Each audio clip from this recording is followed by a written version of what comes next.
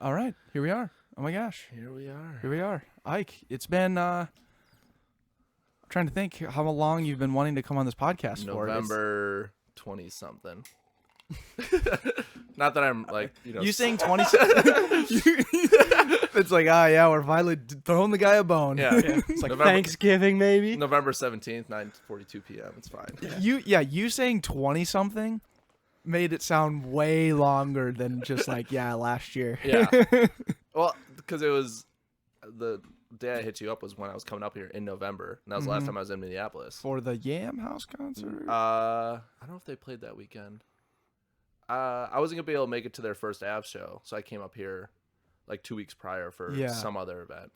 But no, you know what it was is you. Oh, we didn't know we were on the trip, the Ivy trip together, Yep. and you DM Backpocket saying, "Hey man, I'm gonna be in Minneapolis for some business. Would love to come on the podcast." And then you kind of gave some explanation, said you were friends with the Yam House boys, and I was like, "Hey, we're kind of super bitched up during this week. Can't really have you on." Sure as heck, I show up for a meeting for this Ivy trip. that same weekend. That same weekend, and right. I walk into the Ivy studio, and Ike's sitting right there. Yeah, I'm like, wait a second. Like, I think we put it together like on the spot almost. Yeah, we're like, oh yeah, you're the podcast I hit up this weekend that I'm not on. It's fine. It's all good. And then I just happened to, but I hit you up like Thursday night. I'm like, hey, I'll be in Minneapolis tomorrow. Are you guys free at all? And it was like, no. It was a very awful win, but I mean, you pretty much did the same thing this time. You're like, hey, I'm gonna be up here. We just had 6 months planned, kind of. You pretty much, right? Yeah, pretty much. It's all good. And a trip to Thailand. In between there, yeah. In between there. And this nice new wooden piece. So freaking cool, dude. Yeah. So impressive. It was a fun project on Saturday. So cool. Did you end up burning that really cool zigzag piece that you the Earth one? Yeah. Yeah, so it was a bookcase that said Earth. Right. And yeah, for years I've dreamt about filming a video with that and then just burning it. Just because of the symbolic part of it. People are like, oh, why would you burn something that you like made and like look cool? And I'm like, it's kind of the symbolic piece between what we're doing to the earth. Mm-hmm. Like I'm a huge environmentalist. So like the dream of burning a bookcase that said Earth was like top notch. So we burned it vertically for the video, and then we threw it in the fire, and we got some shots of it burning in there as well. Right. And then you are like playing piano, right? With the fire behind us. Oh yeah. We have a 10 by 10 bonfire pit, which we burn pianos in. Could you bring the mic a little closer? Yeah. Keep moving. A little, even more. I hope the listeners heard the creaking of the cranky yeah, that was a super fun video project. I don't know. We're just with quarantine here. We're just getting super creative and just like a lot of ideas I've had brewing for years, but never had time to pursue. Like we're just executing on it now. Mm-hmm. That's sweet. So before we sprint like headfirst into this conversation, I do want to get a little bit of context of kind of your story, your upbringing, knowing that you're from Milwaukee and everything. Somewhat of a local guy. We explained, our connection and your connection to the Backpocket. But I would love to kind of just get a brief background of who is Ike. I love it. So my dad is an entrepreneur, so I kind of grew up entrepreneurial household. Not he would be gone 12 15 hours a day every day, so I'm like, oh, that's what it takes to run a business. So we kind of grew up in that entrepreneurial household and mindset. And I like started random businesses when I was 6th 7th grade. Just like literally there was a time I took a canoe down to a river and I was charging kids to sit on the canoe, and I would push them down the river. And I was making like 25 cents a ride. I was getting rich, dude. And then fast forward, got really into music in high school. Really wanted to start a band with my buddies. So freshman year, we started a band, and it actually kind of took off really quick. So during high school, we would be going to school during the days and playing like shows at night, like on Tuesday and Wednesday nights, playing in front of hundreds of kids, and then going back to school the next day. So then doing that, I was able to walk around the halls selling T-shirts. Just kind of got in that, and then the second we graduated high school, we hit the road for. What kind of T-shirts are you selling? So the reason my handle is Get Like Ike is our first band T-shirt. Literally, it was a purple shirt with yellow writing that said Get Like Ike, and then our band name at the bottom. That's literally where it came from. And this random kid from high school, like, commented on our band page, is like, when is the Get Like Ike shirts coming in? And we're like, we don't know what that means, but let's do it. And that was our first band T-shirt ever, dude. So I just walked around the hall selling shirts with my name on it. Sold like 200 of them, dog. It was great. That's sick. They were a hit. The first show we had them at, we we sold out of them. We sold like 36 in one night, which is like huge back then. It was great. Right. No, that's So, so the second we all turned 18 and were able to like hit the road, we hit the road for 5 years straight, just getting on every tour we could, sleeping in our van every night, just playing whatever shows. And we would leave for 2 to 5 weeks at a time, as much as we could throughout the year, and just played music across the country. And I don't know, like I wouldn't have traveled as much. Like I didn't grow up in like a household that like we did vacations or traveled a ton, because we were always just a working family. So the fact that How many of you guys were traveling together at one time? 5 or 6 Okay. typically. God, that's a So riot. yeah, 5 dudes in a van. I mean, you literally live out of this van for 3 or 4 weeks at a time. And I mean, there was tours. I went on a 31-day tour, and we slept in a car 28 nights out of 31 days, like a Toyota Aztec. Oh my God. And I'm 6'6", and I fit just perfectly without the back seats in there. As me and 2 other people, we slept in it 28 nights out of 31. That was one of the more intricate tours that we did, but yeah. So we would, tour like at our peak probably 4 months out of the year. Okay. And literally you would just whatever jobs you could get that would allow you to leave for a month at a time. We would all just work 2 or 3 jobs, build up a bunch of money, leave for 3 weeks, blow all that money, and come home just broke and restart the process over again. And hopefully your band gained traction every time you came to the city again. If we played in Omaha, like the first time we played there, we would draw, 20, 30 kids, and then that turned into 100 kids and then 200 kids, and you just kind of build your reputation going like that. Mm-hmm. So What were some of the hot spots, like cities wise? Omaha was big for us. Minneapolis, we always played at the garage. Burnsville. Yep. Okay. to put some context. The type of music you're playing is like heavy metal, right? Hard rock, sorry. hardcore metal. Crazy. In the new age, yeah. A traveling So, like, hardcore metal band. Yeah, just headbanging, just. I And don't you know. played bass and I played guitar, then I switched to bass like the last 2 years. Got it. So Slapping the bass, man. yeah, slapping the bass. Yeah, so it was, I don't know, it was a fun time. And then right at the end of my music career, I actually took a random tour filling in for a band. And the tour manager, we were on our way to the first show in Oklahoma, and the lead singer of the band got on the phone with somebody, and he's like, "Hey, we have to turn around. Like, the tour's canceled." I'm like, "What do you mean the tour's canceled?" He's like, "The tour manager isn't showing up, and like this is a tour we have to have a manager for." I'm like, "Tell the guy I'll do it." He's like, "What do you mean? Have you done this before?" I'm like, "Yeah, of course I've done this. Never done it before." And he's like, "All right, yeah, Ike will tour manager." He gets off the phone. He's like, "Have you really done this?" I'm like, "Oh, hell no." I was like, "I'll figure it out." So the first show we show up to, all the managers are there, all the the band show up. We all meet each other for the first time, and this dude walks up to me. He's like, "Hey, if my band gives you any trouble, here's my card. Give me a call." He happens to be Pitbull's manager. And I'm like, "Gotcha, sir. I'll give you a call if you need me." And so I literally learned how to tour manage like in a day. And then for the next 31 days, I just got better every day and tried to execute on it. And I held my own. I wasn't, there were some situations I had to take care of, but You figured it out. I figured it out. Yeah, we always say, figure it out, adjust and go. It's the FOAG mentality. It's better than saying no and just saying you can't do something. Right. So- At least inquire about Yeah. it. So that was my first experience. Like I got to play on stage every night, play guitar for a band, which was cool. But then the second I got off stage, I was full tour mode. Gotcha. No breaks. Yeah, but it was great. I loved it. I mean, and I got paid. The nice thing is I got paid as an artist. I got paid as a tour manager. I got paid doing merch. So I just took like every side job on the tour just to make an extra 10, 20 bucks here and there every day. So Right, because that's kind of crucial as the life of yeah, being on a tour. Like you need to kind of make like a certain bottom line of money Correct. each day. and the right? artist makes the least amount of money. People don't realize that. Like the band makes the least amount, but the people that do the merch, the tour managing, the sound, they make decent money every day. Really? yeah. I did not know that. Yeah. So if a band, if a band's guarantee is $2,000 a night, like first off, the manager of the band, who's not even on the tour, but just manages the band from a distance and makes sure that they're doing good, takes 10 to 15%. Then the tour manager takes 10 to 15%. So right off the top, you already lost 30%, and you haven't even paid your sound guy, your merch. The band hasn't been paid nothing. So the way that bands, survive on the road is they get a per diem every day of like either like a catering buyout or they get fed every day, pretty much. So you Okay. get like, out of a $2,000 guarantee, maybe the 5 band members will split $500 to $700, so they each get paid $125. But then they also get like a $30-$40 per diem, so they get to live off of that and eat and drink and whatever. So, but you also get hooked up with catering, and you literally live off of like not having to pay rent, not having to buy food. Like you don't make money, but you also don't spend money. Yeah, you don't have a gas bill, you don't have a water bill. Correct. Yeah. So Which I don't know. Is that would you rather live not having anything to pay for, or would you rather be getting paid and then having to spend the money on the things that you I mean, I've have to pay for? since I've been an adult, I've lived that model of like I don't make money, but everything in my life is paid for that I need to live on. Like I don't need to live on much. So I've literally never collected paychecks in my adult life, I guess, if you will.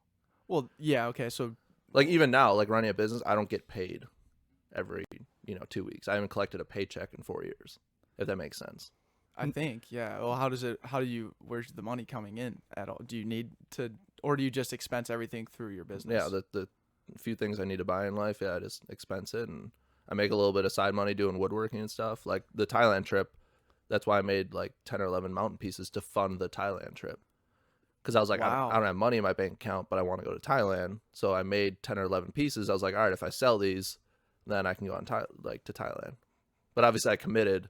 I'm like, all right, yeah, I'll come up with the money. Put the pressure on. Oh yeah, I like it. It has to happen. And Okay. even this year, like looking forward to what I might be doing traveling wise. Like I know the money I need to come up with, so I'm just creating in my garage, and then I'm gonna list everything and sell it, and that's kind of my, play money, if you will, vacation money. Oh, But for sure. So yeah, let's talk about that. I mean, you made this awesome wooden piece for us from like recycled scrap wood from your junkyard company. yeah, so we have a building and a company now that we processed waste. So it's a waste recovery facility. Our goal is to take products in, thousands of products every single day, and find ways to keep them out of the landfill.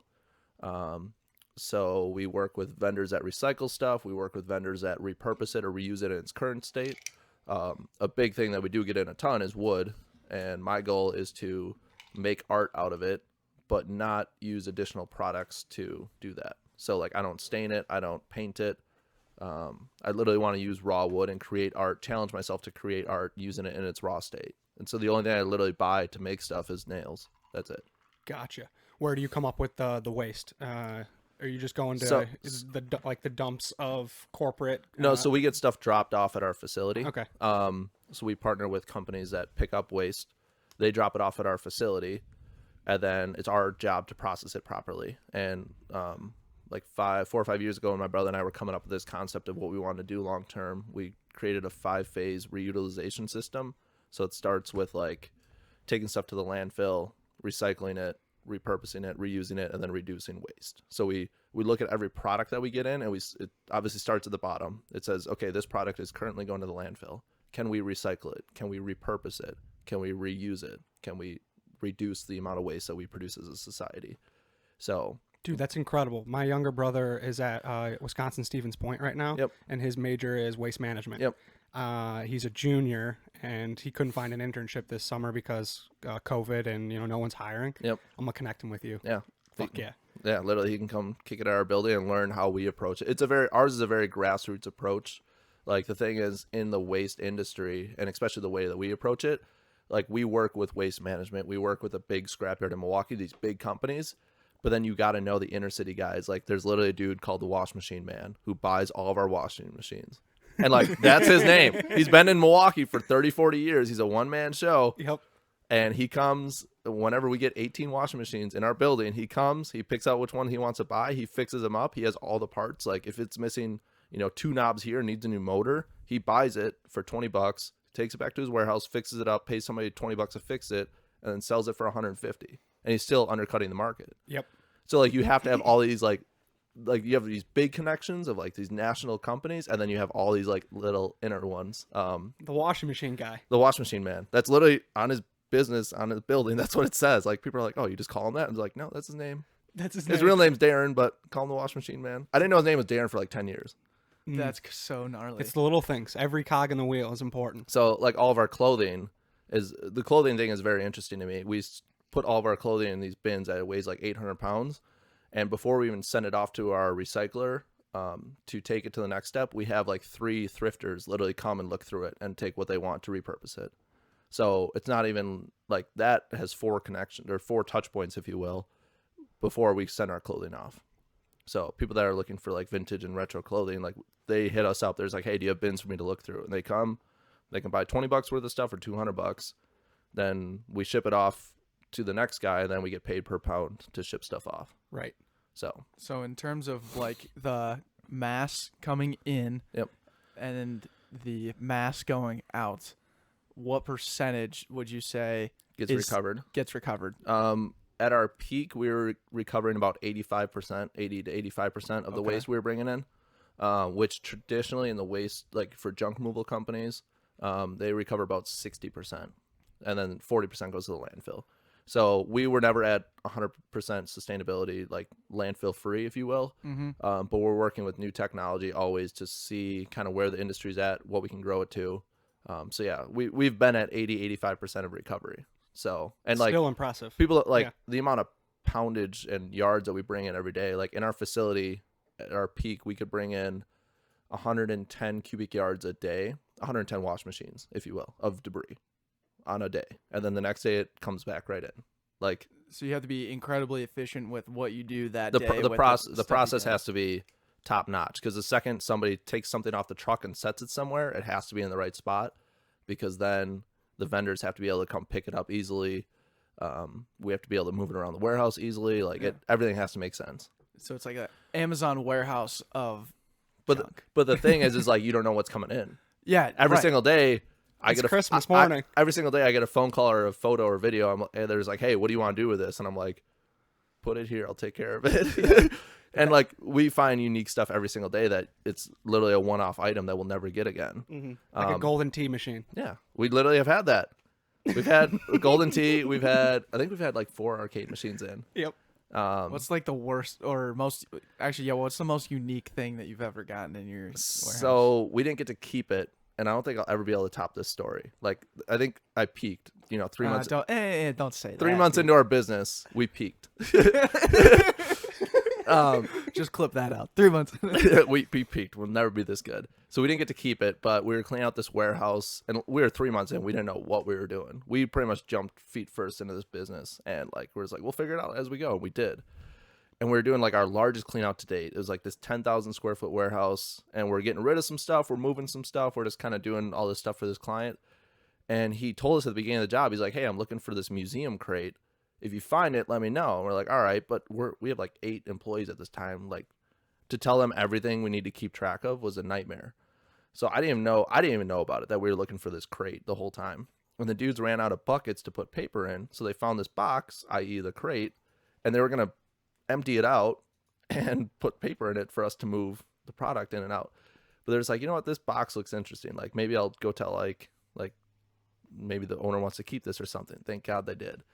So they brought it up to me. It was like, hey, like we found this. Like, is this important? I'm like, I don't know. Let me go check with the owner. And the owner's like, thank God you found this. I've been looking at, like, they lost this box for 15 years in this warehouse.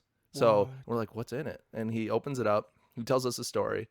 So 25 years ago, this company, it's an Indian-owned gas station company. They own like 300 stations in the Midwest. So they built a statue of Gandhi to put in the Chicago Museum of Art, one of them. And this museum in India caught wind that they built this beautiful statue. So with the statue, they wanted to pair Gandhi's sandals and his spinning wheel with it. His actual sandals spinning wheel. and a spinning wheel. So 20 years ago, they shipped a crate from New Delhi, India to Mequon, Wisconsin to get picked up by the Chicago Museum representative. And the museum representative never came to pick it up. So in this crate, I have photos of it, I can show you guys after, was Gandhi's sandals and his spinning wheel.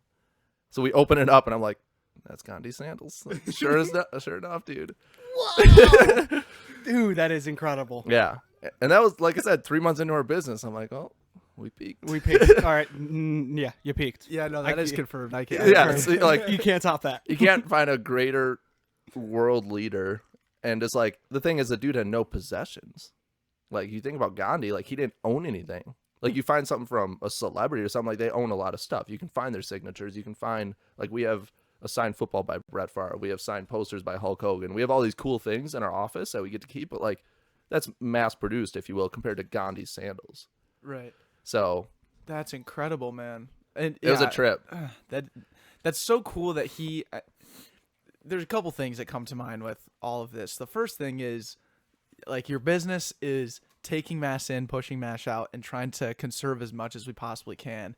But I think it really shows the fact that just we all, as people of society, have way too much stuff. It's so materialistic. None of us can really pick up and just go somewhere with all the things that we have because we have way too much, Yep. as opposed to, could we pick up and leave with the things that we Exactly. need? Why do you think I don't have money to buy stuff? Because I walk into, the past 5 years I've been walking into people's houses where they have too much stuff, and I'm like, I don't want to be that. And like, I go home and I have like pretty minimal amount of stuff, and I'm like, I can still get rid of things and repurpose it properly. Mm-hmm. So we're totally in the waste recovery facility, or the waste recovery model right now. So we don't go out and pick stuff up anymore. We got out of that business a few months ago. But as far as like processing waste and still finding a home for it, that's where our passion lies at the end of the day. So I want to be able to look at a product and find the next best way to get rid of it.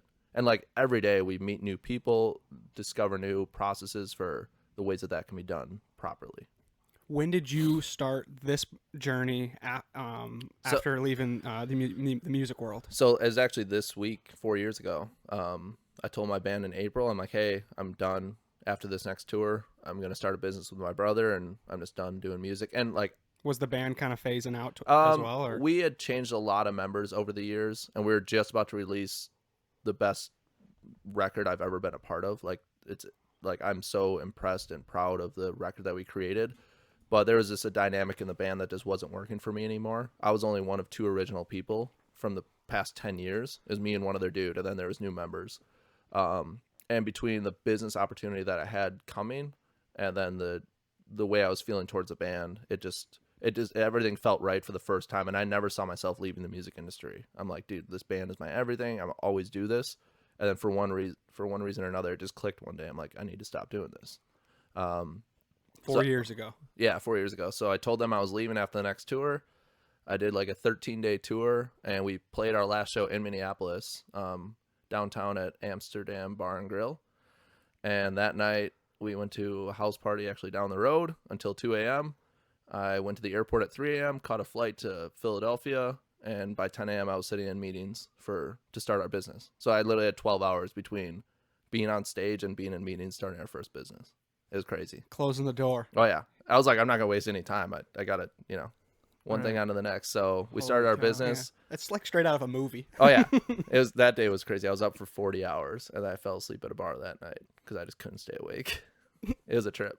That's so gnarly. Yeah, so I went straight from playing music to starting a business, and our business was literally just my brother and I in our backyard. We didn't have a plan. We bought into a franchise model at the time, and we started in the backyard. And then like hiring our first employee like 6-8 weeks in was like mind blowing to me. I'm like, dude, we're gonna have an employee, like we have to pay him, and I get to teach him what I know. It was crazy to me. And it was my best friends. They're twins, and we kind of got a 2-for-1 deal. Look at that. Yeah. Two new hires. So I get to hire 2 of my best friends, Right. and one of them used to be in the band with me. So we hired them, and then like now looking back, like at one point we had like 95 employees like 2 years ago, and like I still think back to hiring our first employee and how I felt that day. Like that was just mind blowing to me. What was like the thought going through your head? I'm like, the fact that like I enjoy this and get to do this, and now I get to pay somebody else and teach them. Right. Like I was just like, I can't believe that we actually scaled something to hire somebody. Right. And now it's like looking back on that like minimalistic mindset, I was like, now we have dozens of employees and have for the past 3 years. But like, I don't know, still thinking back to like buying our second truck, hiring our first employee, like all those milestones at the time. It's just crazy. Yeah, that is like crazy. I can't get mad or upset or angry walking into work every day because I get to walk into a building that has been my dream building for my entire life. Like it's not like at 23 I was like, oh, I'm gonna get into saving the environment. Like I've dreamt about this my entire life, owning a rundown building in Milwaukee and fixing it up and processing waste out of there. That's always been in my mind since I was like 10 years old. So now like walking into that dream every single day, like I can't not be happy about it no matter what happens. Right. So like even through all this, like, yeah, we're going through a tough time as a business right now, but as long as we're in business tomorrow, it's still a good day. That's what I tell myself every day. Mm-hmm. Like as long as we are paying our bills and we get to keep our building and stay in business, I don't care what happens. And you're helping the world. Correct. Helping the world, helping our employees. Like those are the things I care about. Money at the end of the day, like I wish it wasn't cliche to say, but like I don't care about money, but it's so beyond true. I was listening to Tony Hawk on Joe Rogan yesterday, and he was talking about how he was able to skate for a living. Like he was one of like the front runners, the trailblazers for skateboarding, and he built a whole career, and still to this day is doing stuff with skateboarding. Dude, and he's like blown away. He's like, you couldn't have written No. this and shown me like this is going to be your life. He would have said bullshit. And that's why he's still so humble. Did you see the story about the FedEx driver with him? No. This kid, this 7-year-old kid, had a skateboard. He wrote to Tony Hawk on it and gave it to the FedEx driver. And he said, "Hey, can you give this to Tony Hawk?" And the FedEx driver's like, "Okay." So the FedEx driver's in his truck. He made a video. And he's like, "I don't have Tony Hawk's address." He's like, "This is such a long shot, but like," he's like, "Tony Hawk, this kid really wants you to have this skateboard." And Tony saw it. He's like, "Dude, here's my address. Send it to me. I'll send him this board." And he holds him a brand new board. And like it happened. And I'm like, God, he's a legend, and he still is doing those things every day. But I still, part of me that like just makes sense in my mind for Tony Hawk and just because like you want to make someone feel good. Correct. And he, my brother told me about this recently. Like his original deal for the video game series, like he worked out a deal where he got like X percentage of sales or whatever. And he's like, all right, I'll probably make decent money out of this. And then the game blew up, and he made like, they wrote him like a $4 million check or something in like a day. And he's like, I don't even know what to do with this. So he literally gave like half of it away to charity that day. Because he just didn't, he's like, I don't need this much money.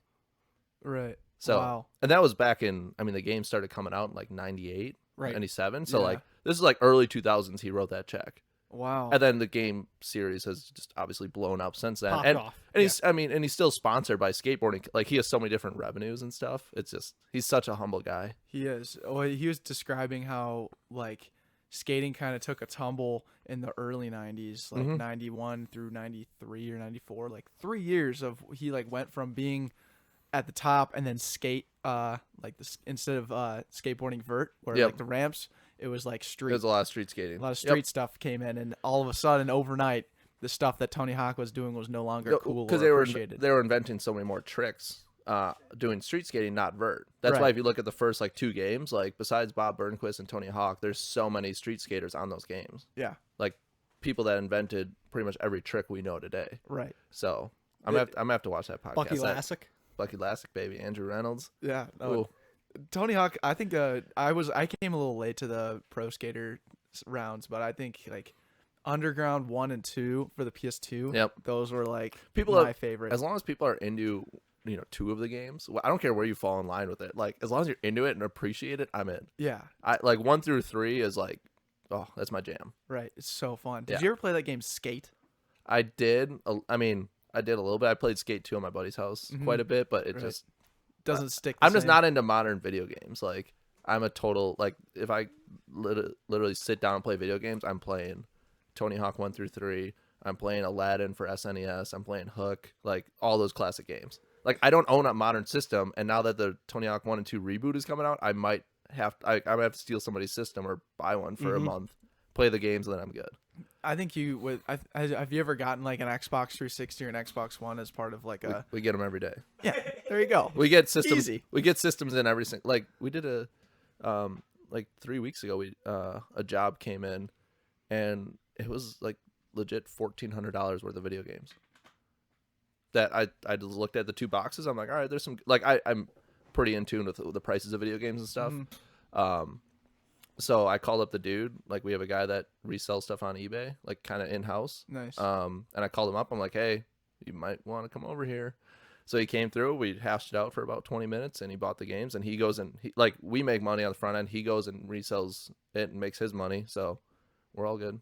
Damn. But like that day, we got like a PS4 in with a handful of games. So my brother took that. But the rest of it, like, yeah, I could hold on to it, but like I don't Again, I don't back need to our anything. conversation. Yeah. I don't really need it. No, and it's literally free in front of me. Like I got paid. You Yeah. know, we got paid to process that stuff. Right. So Well, I also think another part of your story is like you're a very routine guy, oh yeah, like to the core. oh yeah. You're People, incredibly I routine. think people get annoyed with how routine it is Yeah, like 'Cause- the fact that you have Chipotle every single day. every single day. What? Oh, yeah, baby. Come on. It's crazy, dude. Do you have how many free burritos have you gotten from your Chipotle tattoo on your So I have a leg? Chipotle tattoo. And back when I was in a band, I used to get free burritos for it. Not like every time I went, but the studies show about 7 out of 11 times when I did the back end math and stuff. I love how you went with 11. 7-Eleven, Well, great brand. That's because I was in San Diego for a month for work, and I ate at 22 different Chipotles when I was in San Diego, and I got free burritos at 14 of them. So just divide it in half, and Right. math and stuff. Okay. Stuff. All right, Okay, that's so fair. yeah, so fuck me. So anyways, long story short, I paid $20 for a Chipotle tattoo, and by my calculations, it's at least over $800, probably upwards of $1,000 of free Chipotle, over 100 burritos. That's insane. What's the tattoo? It's literally just the pepper. It's right. I need a filler Oh, piece. gotcha. Like the actual logo. It's right here. Yeah. yeah, it's Just a literally- little pepper. It doesn't say Chipotle or anything. Yeah. So I had a cadence. Actually, I blew Steve's mind, which that is top notch for me. Like impressing Steve is like my Steve goal. Weigel. Oh yeah, my goal. Mhm. And I told him, I was like, dude, this is how it works. When you walk into Chipotle, you start ordering, and then right as you're in between the person putting the meat on and the salad person, you tell them salsa person. You tell them what you want. You're like, I want hot sauce, sour cream, cheese, lettuce. All right, they start making it. You're good. And then you look at the cashier. You're like, hey, by the way, do you do free burritos for Chipotle tattoos? And they chuckle a little bit. There's like, oh no, that'd be funny if we did though. And then they look down, and they look back up at you, and there's like, wait, do you actually have one? And I'm like, yeah, of course. Like, why would I lie to you? I say the same thing every time. And then if she is like, no, sorry, we don't do that, you have the salsa girl's attention, and you might have the person putting the rice on attention. yeah, tortilla guy. Yeah, tortilla guy. So one out of 3 of them is for sure going to be like, oh, like, yeah, I'll for sure give you a free burrito. Or they'll be like, yeah, let me ask my manager. The manager comes out and either is in a pissed off mood or thinks you're the greatest person in the world. And then there's like, yeah, I give it to him for free. And I explained this to Steve. He's like, all right, like, that's cool that happened once or whatever. And I took him to a Chipotle in Minneapolis here, and it happened word for word. Like, I could not have wrote it out better.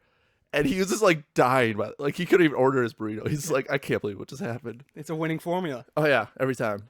And I used to do it because we're in new cities every single day. Like when I was on the road, like every single day we'd stop at a Chipotle and we'd be in a new city, and I would just do the same thing. It's incredible. We got to keep unpacking this routine. So Chipotle every day. Chipotle every day. Pretty much working the same hours every day, like 7 a.m. till 10 p.m. usually. Right now, I mean, I'm working at our building from 7 till 6 or 7, and I've been doing a ton of woodworking from 7 till 10. Is there a same thing you do every morning? And like, does it get that specific? I mean, I just wake up. I'm not a morning coffee dude, so I wake up, get in my truck, go to work, see where the day takes me. Like every day at work is different. Like I have different priorities, especially now that we're getting into different businesses and new businesses. But yeah, I don't know. And that's 7 days a week. It's not. I mean, Sundays like I'll sleep in a little bit, but I book things. Like Sundays, typically I do a lot of commission work for woodworking. So I like book somebody to come over to my house at 9 or 10 a.m. to work on commission work, do video work, so that I like force myself to wake up and have a productive Sunday. Gotcha. So Smart. but it just never stops. Don't you get Starbucks in the afternoon too? But not anymore because they kind of the one by us like shut down. They're not open. There's a couple open in Oh, Milwaukee. really? Because of COVID. Yeah.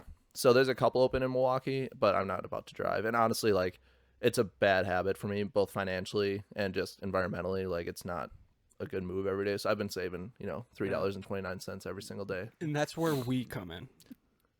With Busy Coffee, Busy Cold Brew. And this is my first day having it. I'm in love with it. Sweet. Yeah. Dude, perfect. All right, so So- we'll ship you a few bottles. I'm in How long are you here for?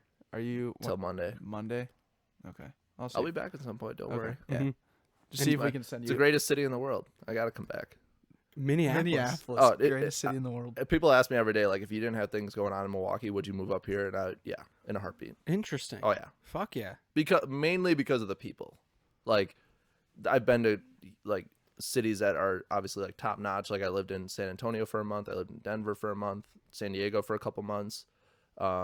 But none of those are fun because I didn't, like, know anybody. Like, obviously, they're beautiful, gorgeous cities. But, like, if you don't know anybody there, like, it's only so much fun on your own. Right. Whereas Minneapolis, I met the just life-changing people. Mm-hmm. Like, I can't even put it into words. It goes back to Krakauer's book, Into the Wild. Happiness is shared, is most found when shared. Like, meeting Steve at the Milwaukee Warped Tour, that's how him and I originally met. Yeah. Steve with the Ivy brand. You're wearing his shirt right now. Of course, baby. I met him randomly at Milwaukee Warp Tour, and since then my life changed so drastically. It is insane. What do you mean? Like I met him, and then when I came up to Minneapolis, like 8 months later how'd you meet him? What was he doing? he was selling longboards at Milwaukee Warp Tour, and I walked past his booth because everyone's selling band T-shirts. Like you don't see longboard sales at Milwaukee Warp Tour or any Warp Tour, if you will. What's a Warp Tour? It's like where all the metal and hardcore bands and punk bands, like it's their summer long tour. Gotcha. It was a pop and tour back like when in Fall the late Out Boy in the late '90s. It was like Green Day, Rage Against the Machine, Blink-182 would be on the same tour, and then like 50 bands you had never heard of. Gotcha. So they put up like 10 stages. It's a one-day event in each city. So every day they set up in Minneapolis. The music starts at 11 a.m. It ends at 10 p.m. They pack everything up. They drive to the next city. It happens every day for like 70 days straight throughout the summer. Killer. It is one of the most brutal tours to be on. I've never done it fully. We played the Milwaukee date a couple times, but like if you talk to any artist that has been on it, they'll be like, there's no tour harder to do, but also more rewarding. So, but then Steve, like he somehow had an in, and he was on like 5 dates in California and then 3 dates in the Midwest. So he got to set up a booth and sell his longboards. And I like walked past him. I'm like, that's interesting that somebody's selling longboards here. And I just started talking to him, and this is the summer that I started my business.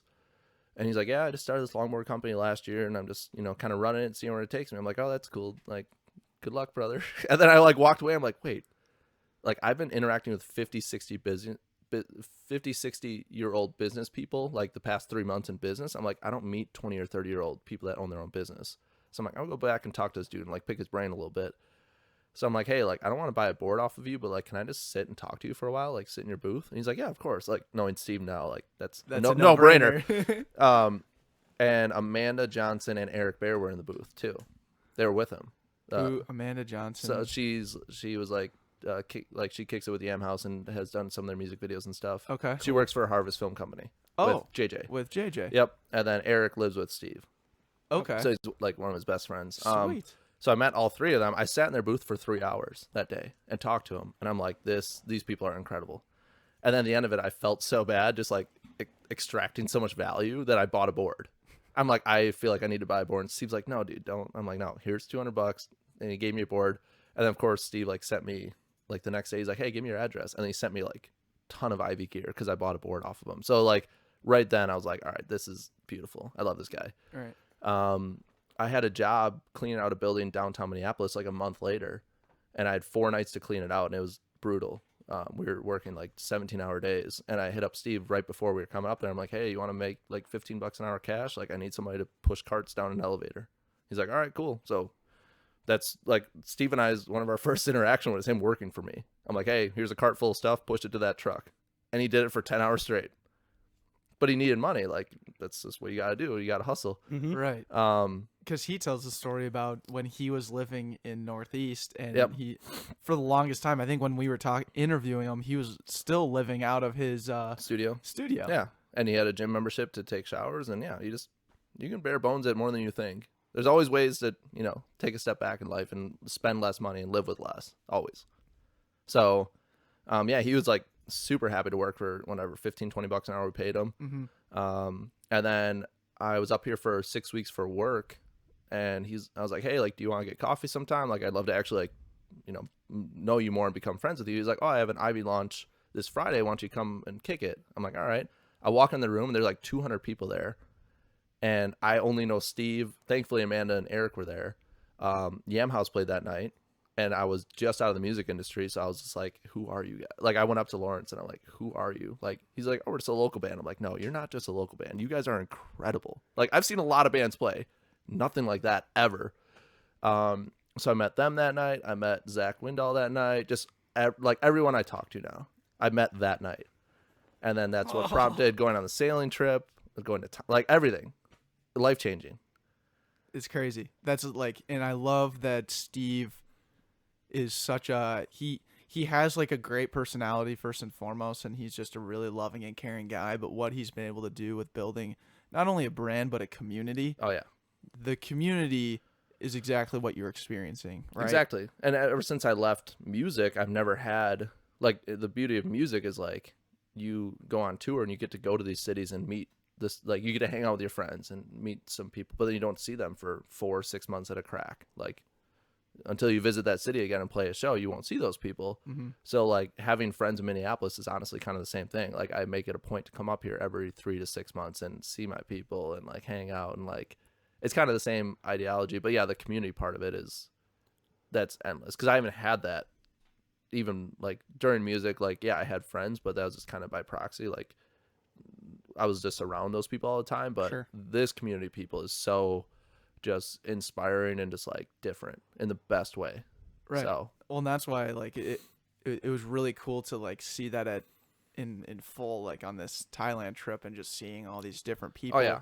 from all different walks of life who are like, yeah, I know Steve. Exactly. You're like, how do you know Steve? How do you know Steve? And day to day, like I think I like, because Milwaukee is not a super innovative, progressive city. So like me owning a couple businesses and just working all day, like that's not a common thing. Like people just like kind of work their job, go to watch sports, like drink beer, like that's just kind of the routine for most people. So to be surrounded by like the Ivy community, where like most people own businesses, most people are pursuing stuff and working at something 24/7 and are passionate, like that's the people I need to surround myself with. And like I don't even know where I would be without Ivy. I can't even put it into words. Don't even need to worry about it. No, man. I You're know. in it. And we're You're here. in it. You're living it. I know. And you're living it. That's beautiful. Yeah. That's freaking so cool. Mm-hmm. God, that's amazing. Full circle too. I Oh. mean, meeting all those people. Talk about like the guys at Yam House when we first met them. Declan got to see him when he went down to Rochester and saw Gary V speak, and they were playing at the after show. And Declan came back up and like told me how awesome Gary V was and whatnot. And he's like, but really, dude, I met these guys at Yam House, and we're gonna throw a Halloween party in a couple months, and they're gonna play in our backyard because these guys, their sound is so unique, and they are just so passionate about what they do. We need to be as close to them as possible. Yep. So My Milwaukee friends are so beyond annoyed that I talk about them so much, because there's like, but they haven't, like, until they see them, they don't get it. I'm like, dude, you want to come to the Yam House show? Like, it's gonna be so fun. There's like, dude, like, chill. Like, this band can't be that good. And then the second they see them, there's like, all right, they're that good. And we come from like hardcore metal world, so like we're all like standing there with like mad tattoos, just like looking like, who are these posers? And then they play, you're like, oh my god, I love you. Yeah, you like turned into a fangirl. Oh my God. Within seconds. And that with like 2 beers in you, oh yeah, it's incredible. It's ridiculous. So yeah, meeting them and like, I don't know, it's a bunch of good people. It's just like a fun like life thing. Like I've been watching, Andrew and I have been just through the last couple weeks just been watching like documentaries, and I just always can't help but think about like, you know, it's so much fun to watch a documentary on someone that you know so little about, but to watch means it happen in real life right now with somebody that you know is going to happen. right. You know, you already know the end state of like what Yam House could be in 3 or 5 years. Exactly. And you're watching it live. Right. It just like the mindset of live your own documentary. Yeah. Like I was watching the Jordan documentary the past 5 Sundays, and then I came to work and like told my brother about it, and my brother hasn't even watched it yet, but he's like the biggest Jordan fan, but he lived it in the 90s. I was like, yeah, they talked about this during the flu game and this, and he's like, yeah, I watched that when I was 10 years old, like got it. So like he like same thing. It is very similar. Yeah. Well, I was even saying like for your brother who lived it is so much different than for us to watch it now, having not been able to live it. It doesn't even seem like real life though. You're just like, oh, they're just like, they just made a movie, but it's like, no, that was real life. that was real life. Yeah. Like, but you can't script that stuff better. Like there's a reason he's the greatest, and it's just wild watching back. You're like, okay, this did actually happen in the 90s. Yes. Like, wild. Well, we got to tap into the Beastie Boys documentary that was just released on Apple TV, and then the Barstool documentary that's on YouTube. Yep. And then Jordan. But between those 3 documentaries, you just see the resemblance of like walk your own path, do what you think you love to do, and try to, you know, have a give back mentality behind it. And dude, you're gonna live a great story. Dude, yeah. Passion is literally everything. Like if you don't know what you're passionate about yet and you're just pursuing something, like you're kind of lost right now. But the second you find your passion, it'll make sense and it'll click. Yes. It's my favorite thing to talk about. And that give back kind of mindset is different in every story. So like Oh, yeah. Michael Jordan, his give back mentality was like he's going to push every single person competitively around him as much as possible, and they will rise to the occasion if they see the value. Hence why Kobe became such a good person and a good basketball player, because he learned from Michael. Like, what more can you ask for? What more can you ask for? He was his hero, and that's like just an Correct. ultimate kind of achievement Yeah. type of thing. And then you look at like Dave Portnoy and with Barstool, his give back was like he wants to give voices to people that are behind their computer that you don't really necessarily see all the time, but he's gonna pull them out from different cities and give those people voices. He can see talent and put those people in front of the audience that they deserve. Mm-hmm. And then that he was able to scale that model, and now look at Barstool. Yep. And then you look at the Beastie Boys, and those guys, like Deck and I we say we're the Beastie Boys now because we absolutely love what they did. The Beastie Boys of podcasting. Yeah.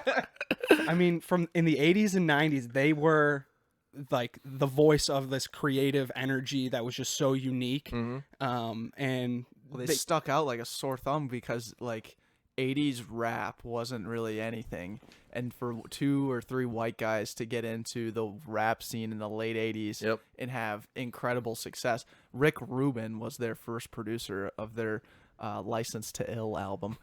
And if you go back and listen to that album, like it rocks, dude. Like it's so good.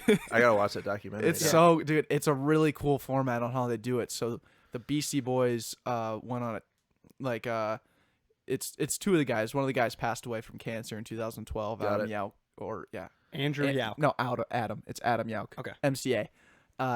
Anyway, so 2 of the 3 are alive, and the 2 guys went on a tour across America and just talked about their story, like keynote speak with a massive screen behind them, and then they chopped out the best parts and put together a live documentary. So when they flash the old scenes and interviews and things to keep the context of their story going, that's just what, as the viewers at home see physically, and then it'll cut back to them on stage talking Speaking again. about it. Yeah. It's like it's a live voiceover, which That's is wild. super cool. Super unique. Yeah, definitely gotta watch. Never that. seen anything like that before. So That's so rad. Andrew and I are like, fuck, that's a fun format to like produce or Oh yeah. emulate. First of all, the way that they did produce it and present it is wild in itself. But That's also, where we come. oh yeah, the production value. Yeah. Yeah. But then the story is like, oh, that's also incredible. Right. Yeah. yeah, exactly. And like that's the part of that.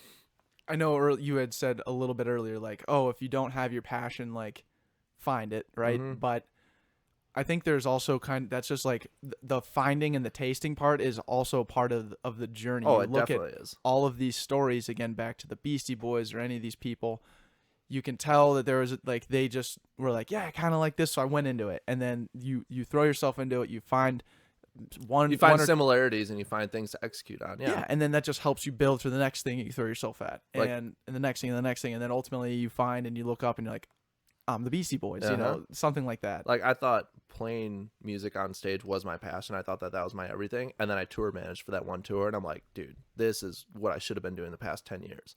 Like it's weird to say, but like being behind the scenes and managing artists and making sure they're all good, that's where I get so much fulfillment.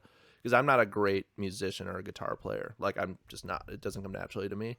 But like being behind the scenes and executing really well as a tour manager, like I got so fulfilled every single night. So, but I would have never found that had I not been, willing to taste and try. been able to play guitar and get the opportunity to go on this tour with these bands. And then obviously the tour manager didn't show up. So, yeah, I mean, everything adds up in life, but the thing is you have to taste a bunch of different things. You don't know what your favorite food is until you've tasted it. Like you can have a favorite food for years and then you taste something else. You're like, oh my God, this is incredible. Yeah. How have I missed out on this? Yeah. So like, it's that same mindset with what you're passionate about and whatnot. And then once you figure it out, dude, life is so simple and easy. Like people put money as the North Star of success. But the second you find your passion, like you're like, all right, if I can do this every day full time and get paid for it, I won. That's just what it comes down to. Mm-hmm. And 98% of society lives as, money is the North Star. That's what success is. And then they get the big house, they get the car, they get all these things, and they're just not happy. And then there's people that are making $40,000 a year that found a way to make money talking about whatever on YouTube. And they're passionate about it, and they're just like so happy. And that's like, I'm always going to go this way. Yes. And I just learned that very early on, and like explaining that to people and giving them tactical things to execute on to potentially achieve that, like if they have that passion and that vision, then like if they can go in that route, like that's all I want in life, is to hopefully guide people this way, Right. because society just leads you this way, and it's just so backwards to me. We get so much energy when someone comes on the show and shares exactly that. Yeah. Like they are following their passion. They're you see them at the grassroots early stages, but they have this ultimate vision of like creating this life for themselves, and they get to articulate it on the show. And we're just sitting there like, good for you, man. Like, fuck yeah. You can see it in people. You can Yes. hear it in their voice. And like I've owned my own business for 4 years now, which is a blessing. And now we're starting all over. And some people are like, oh, like you made it the past 4 years in your businesses. And I'm like, I truly haven't even started yet. Like we just started a few businesses this past few months here. And like I still feel like we're at step one again, which is great. But like I still get to live it out every day, and building businesses that are around like saving the environment and like doing good in the world is all I care about. So the opportunity to redo it all again, like it's, I don't need anything else in life. Right. Well, So- even like the idea of like redoing is kind of like a weird juxtaposed thing to say, because you're redoing from the final step of the previous project Correct. that you had. Yeah. So like the perspective you have. But the beauty is, if you enjoy the process, you're Ooh. good. You have to enjoy the process. You guys love sitting down and doing, like, if you're a podcaster, but you love just sitting back and watching your videos grow and love watching the views of it, then you're going to lose. But if you enjoy sitting down and having the conversations and learning, you're going to win, because you enjoy the process of the podcast. You enjoy setting up the cameras, getting the audio good. You love all those little things that go into it. The results and the views and the, glory at the end is just bonus. But if you enjoy the process of it, dude, game over, done. Game over. Dude, you articulated it perfectly. Yeah. Game over. Yeah. Like the day that my brother and I run out of businesses to grow or things to do, like our warehouse is almost completely built out after 3 years of owning it. And I am so sad, because the second that I don't have a project to work on in our warehouse, I'm going to be miserable. Because like going there every day and finding something to fix and finding something to build out, like we're about to build out a soundstage in like this 2,500 square foot area. And I think that might be the last thing that we can truly build out. And I'm just like, I have to buy another building now. Like, Yeah. There'll be a next thing. yeah, because our man, I don't want to, like, our building is my everything. Like, and what it was, like, we literally have like 50 photos when you walk in the building to see what it was versus what it is now is just life changing. Because it was an oil factory that they had like a half inch of oil and grease on the floor. There was a foot of water in the building the day we bought it. It was flooded. There was 56 oil tanks. It was an environmental nightmare. Like, it should have just been bombed and started over. And we bought it that day and just started from square one. And like most people walked in, like the realtors that were wearing like fancy shoes and a nice suit, they're walking in, there's like, I'm not going to let you buy this place. And my brother and I, our eyes are lit up. And we were kids in a candy store. I literally dreamt about buying that building for months. And then finally the opportunity came in the craziest way possible, and we bought it. And like, that's all I care about. Yeah. You own a building and you made it into your dream. Exactly. Yeah. And we turned it from an environmental nightmare into a business now where we recover waste to keep things out of the landfill. To help the environment. Exactly. So we mitigated the risk of the building in itself and what it was doing bad for the environment. And now we use it as a facility to better the earth every single day. So do you think that there's other buildings that are very similar to this? Not as bad. But do you think there's environmental, like, buildings that are about to become environmental hazards Or are environmental hazards, yeah. Like or ours, are currently like that you ours- could turn into what you're doing like now? ours was abandoned for 8 years because Wow. Yeah, because the DNR came to the building owners and said, if you keep, like, we're not going to allow you to keep running the way you are, because it's so bad for the environment. Yeah. So they said, either you fix all these things or you shut down. And the business is like, we'll shut down. So they let it sit vacant for 8 years. And people wanted to buy it because it was so cheap for the square footage that it is. But the problem is you had to go through the DNR to fix all the problems with it. And nobody wanted to take on that risk. So they would be like, yeah, we'll buy it full price, but all the legal issues that we could get into with the DNR of fixing it up has to be on the onus of the old owner. And the old owner is like, no, I'll let it sit. So finally, we were the first people to come in, full price cash offer, as is, done. Wow. Takeover, And the crazy manage. thing is, so we saw it March 3rd of 2017. That was the day that we walked through the building, and my eyes were just like lit up. And then that week we're like, all right, can we buy it? And the realtor's like, no, they have 3 full price offers on the board and you guys don't have any money. And we're like, fair. Like, good point. yeah, good point. So, and then we looked at 40 more buildings in the next 3 months to buy, because we were outgrowing the current space we were in, i.e. my backyard. And that building stuck, like every building I compared back to that first one that we looked at. So we looked at these next 40 and we're like, man, like that would have been a dream to own that thing. And then in May, and we went through 7 realtors, because no realtor could find the building that we needed. They weren't, helping us as a customer. They were just showing us properties. We're like, like we said we needed this, and you gave us this. It just wasn't clicking. So finally, we met a dude, and we're like, hey, we want a building that's like this one. He's like, why don't you just buy that one? And we're like, because it sold a few months ago. He's like, it didn't sell. He's like, I can get you that building. And we're like, we've heard that before, like from other realtors. Like, don't just pull our chain here. He's like, no, I'll get you that building. So in May, he walked us through again, and the 3 full cash offers like fell through. And sure enough, he put like 4 months of work into getting that building for us, because the amount of paperwork was just a nightmare. Because we pretty much had to sign off on everything saying like we take full risk for this entire property. Right. So then, yeah, like October 1st of 2017, we bought it, and like it was just a dump. It was such garbage. And our employees walked in there, it's like, this is what you're excited about? And we're like, can you not see the beauty in this place? Yeah. And then, and now a year later, or like a year later, and now 3 years later, those same employers, there's like, how did you have the vision to see that? Like, you just take something that's a complete piece of garbage and just turn it into what it is now. Your little safe haven. Yeah, it's just a little shined up piece of garbage now. It's good. Yeah, you buffed it up a little bit. Yeah, put some new lights in, clean the floors. That's about it. That's awesome. I know earlier you had mentioned about tasting and finding different things. That's really interesting of someone to say that for a guy who can't really taste anything. Exactly. I do. Yeah, he doesn't know this at all, but so I have a very unique diet that you'll never hear again on this podcast or in life again.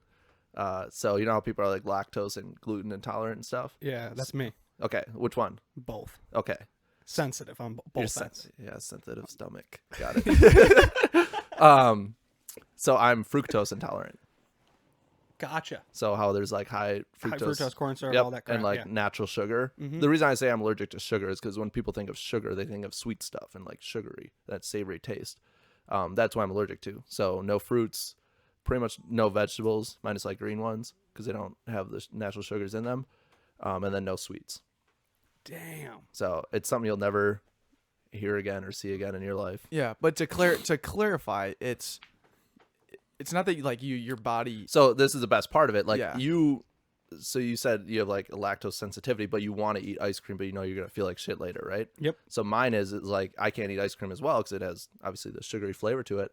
But if I put a scoop of ice cream in my mouth, like it would taste so bad to me, I couldn't even swallow it. So like my first line of defense, if you will, for the intolerance is it tastes bad to me. Interesting. So if I smell something or taste it, I know if I can or cannot eat it. I don't have to go buy ingredients. cool. Like people are like, oh, this only has 2 grams of sugar. You should be able to drink it or eat it. I'm like, no, it doesn't. If it smells bad to me, I'm not going to have it. So like, that's the beauty of it, at least. It makes sense now why you're eating Chipotle every day. Thank you. Because that's just like, that is your spot. That's your mecca. Hence why I have like, yes, I'm a very routine, consistent guy. And the reason I eat the same foods every day and drink the same things is because I'm pretty limited. I'm not going to go risk, trying something else. Like I know what I like already. Mhm. So yeah, fried chicken and Chipotle every day. Actually, Jonah called me yesterday morning. He was so pissed because it was like 8:15 in the morning. He's like, hey, like, what are you doing right now? I was like, I'm eating fried chicken. He's like, it's 8 in the morning. I'm like, yeah, they're selling fried chicken. They're selling he's fried like- chicken. I'm buying. He's like, of course you are. So that's just my life. But so it's a unique diet. When I was born in '93, this University of Mississippi or Missouri or something did a study on our family because 3 out of the 4 of us kids have it. So I have 3 siblings, and only one of us doesn't have this thing. And we're the only recorded family in America to have more than one kid with it. And it's like a super rare thing to It's begin with. Too, it's right? like a 1 in 100,000 case. So, and the thing is, they like now in 2020, they just started like developing like different things for it and researching it more. Like, there's not a pill we can take because nobody has it. It's not common. Right. So, but they started like they updated the Wikipedia page the other day on some new information about it, but they just never studied it. Gotcha. So, I actually got it. That was one of my last tattoos. I got the molecular structure of fructose on me. Wow. I got bored on a Friday night. There you go, dude. Dude, that's so cool. Um, That's interesting. So okay, so like that was the clarification I was, I guess, trying to make, was the fact that like you could throw a scoop of ice cream, but it would just taste gross. but I would puke. My stomach, I don't have the enzymes to break it down. Right. So yes, it does taste gross to me, but at the end of the day, I also don't have the enzymes to break down sugar. Got it. So I have to it's only happened once or twice in my life. Like I ate a piece of coconut shrimp at a fancy lunch that I was at one time, and I knew the second it hit my tongue I couldn't have it, but like I was like surrounded by people in suits, so I was like, I have to swallow this. 8 hours later, I was just puking my guts out. It was horrible. Yeah, from one piece. Like coconut was not a good thing. That's so crazy. But like, yeah, it's not as, I don't know, like I don't notice it because it's not like I'm trying new things every day that might make me throw up. Like, Yeah, for a guy telling everybody to try new things, he only eats Chipotle every day, and that's fried it. chicken. but once you find your passion, you're good. Don't waver. Yeah, Like, exactly. It's such a great metaphor. once Like, Michael Jordan picked up a basketball, he didn't need to pick up anything else minus a baseball bat, but that was a train wreck. But like, he knew he was passionate about basketball. He just found it at an early age. But like, if I'm passionate about the environment and processing waste and Chipotle, why would I change my day-to-day routine? Right. Like, I'm passionate about woodworking. Like, I'm good. And you're trying to get better at it every day, correct? I'm not, no, For the most part. I'm not trying to get better at it. I'm trying to, I don't want to say change the world, but like impact people's lives and surprise people with gifts every single day with woodworking. That's really where I see it going. I don't mass produce things to make money on it. I want to impact people and make custom pieces for people that bring them joy or surprise them with it, like whatever. What woodworking means to you, you're trying to get better at every single day. Say it again.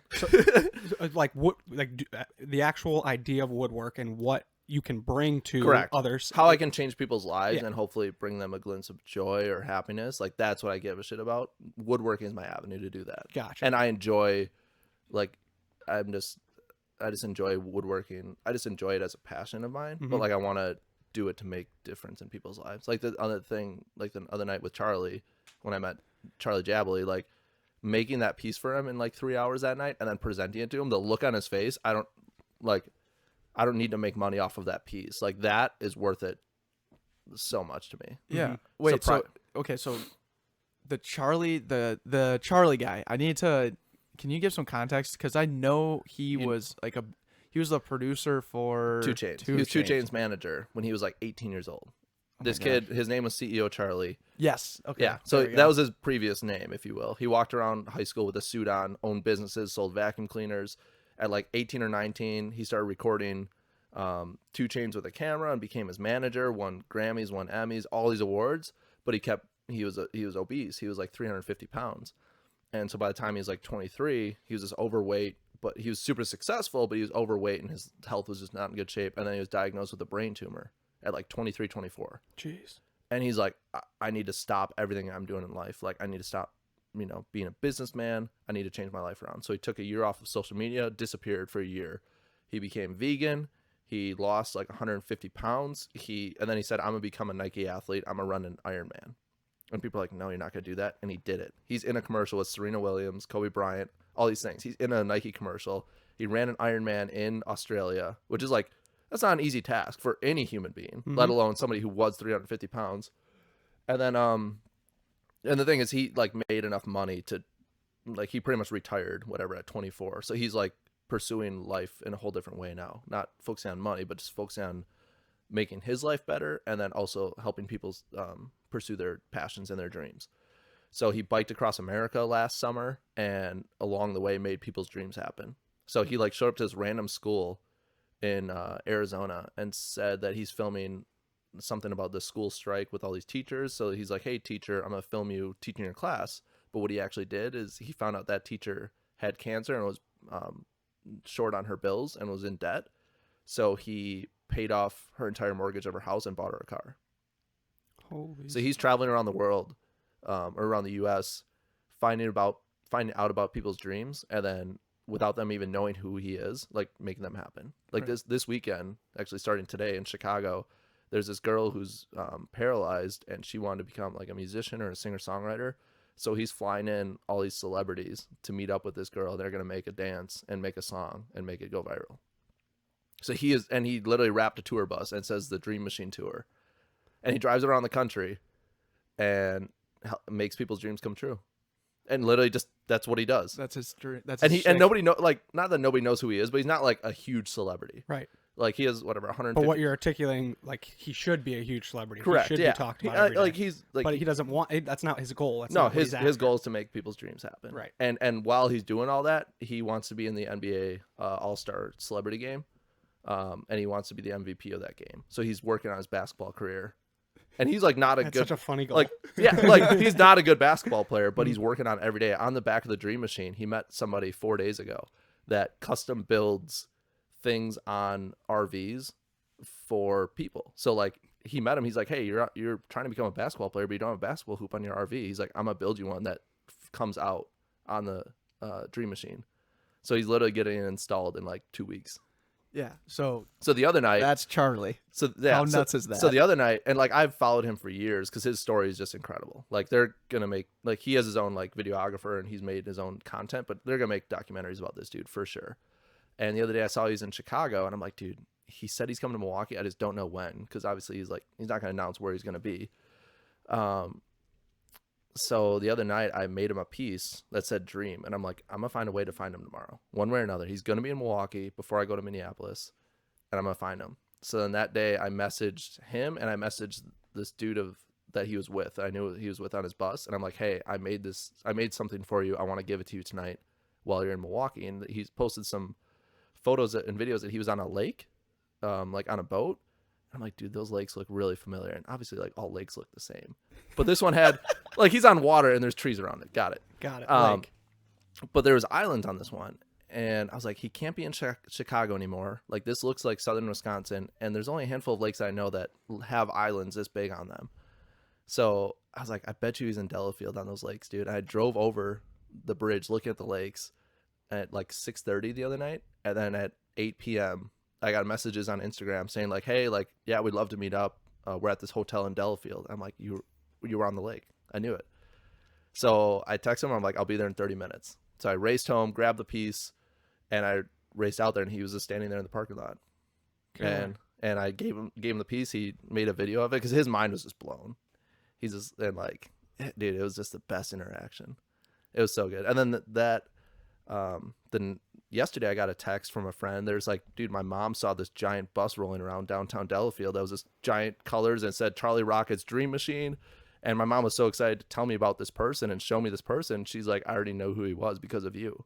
Because I told her the night before. She's like, what are you making? I'm like, I'm making this piece that's called Dream for this dude named Charlie. She's like, okay, dude. And then like he's just, I don't know, he's life changing.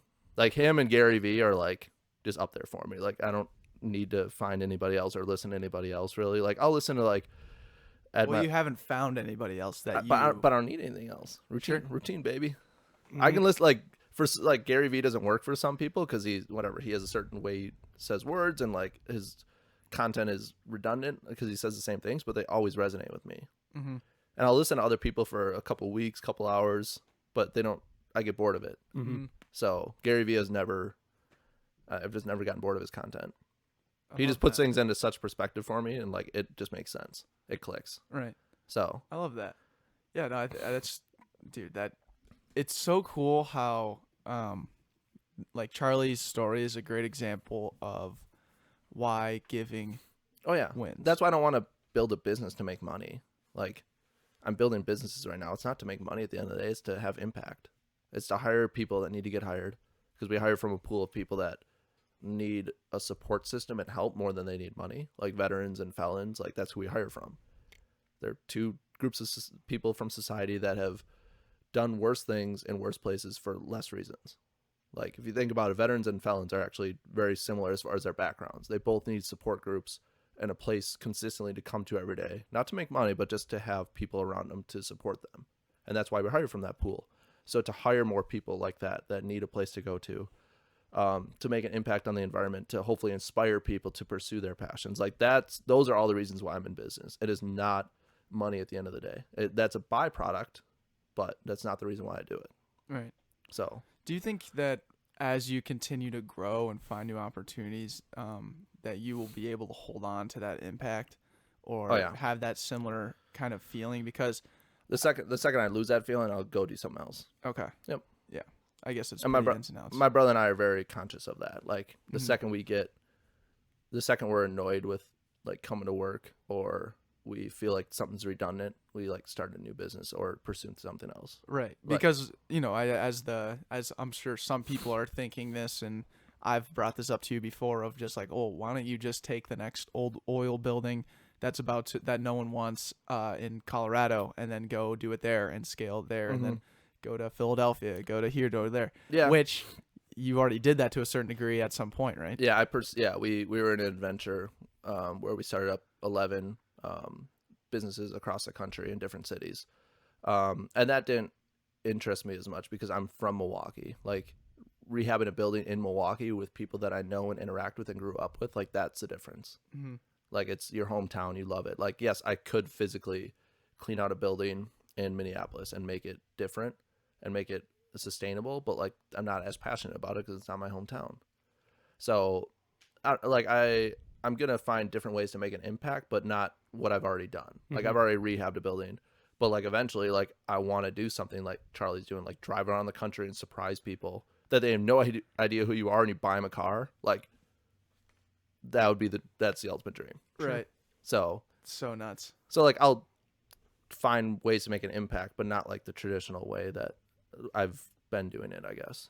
Yeah, being on the non-traditional path is frightening. It's scary, and there's ebbs and flows to it. And I'm curious, like throughout this journey, throughout kind of pursuing a non-traditional lifestyle, what's your average quality? What's something you've been doing well at times, other times not so well, and at the end of the day, like this is your average quality. That's a tough one. I think the biggest thing is, I guess, I don't know if this is going to fit in well, but I guess like just work ethic and tenacity and passion. Like at the end of the day, I can always rely on those three things no matter what I'm doing. So even when I was like out of our band, when we graduated high school, there were 6 of us. I was the only one not to go to college. The other 5 dudes went to college, and like college was never an option for me. It was not going to happen. And my parents really weren't scared or questioning it at all because I knew I had the work ethic and tenacity to whatever I was going to pursue. I was going to do it well and with my whole heart. So right out of high school, I was working at a pizza shop and working at a print shop and as an electrician, and then I was going on the road. So like I was keeping busy, even though I didn't find the thing I was passionate about yet. Like I was still keeping up, and I had a tenacious mindset towards life to just pursue something endlessly. So you'd say those are like your big time strengths. Yeah, and as long as I have those, like I'm not overly talented at anything in my life. Like that's just You're what it comes down average to. in that sense. I'm very average. Yeah, like I have like I don't know. I'm not a great woodworker. Like I don't know how to use a bunch of tools. Like I'm not a great musician. Like but so talent really. It's a part of the puzzle, obviously, but it comes down to work ethic and tenacity. Are you willing to outwork somebody else? So that's what I've always relied on. I love that. So so in your back pocket is tenacity, hard work, and just tripling down on Oh yeah, the things that you love to do.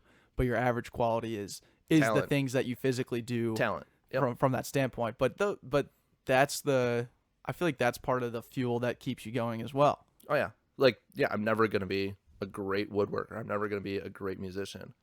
I'm never gonna be the best environmentalist ever. But like that's always something to strive for, to become a better one. Yes. But as far as work ethic and tenacity, like even a business owner, like I'm not an incredible business owner. Like I get the concepts when we built businesses, but like if you look at like some of our P&Ls and numbers, it'd be like, you made some very dumb mistakes in the past 4 years. And I'm like, yes, we did, because I'm not the best. But it doesn't matter. Like just that pursuit of becoming better at those things. But I don't know, just being passionate about stuff. Like that's all I care about. Right. And like I said, like today it's building businesses, it's helping the environment. But I don't know if it's just from meeting Charlie the other night and just being surrounded by that, but dude, it's surprising people and making people's dreams come true. Like I'm Yeah. so in love with it. The concept of it.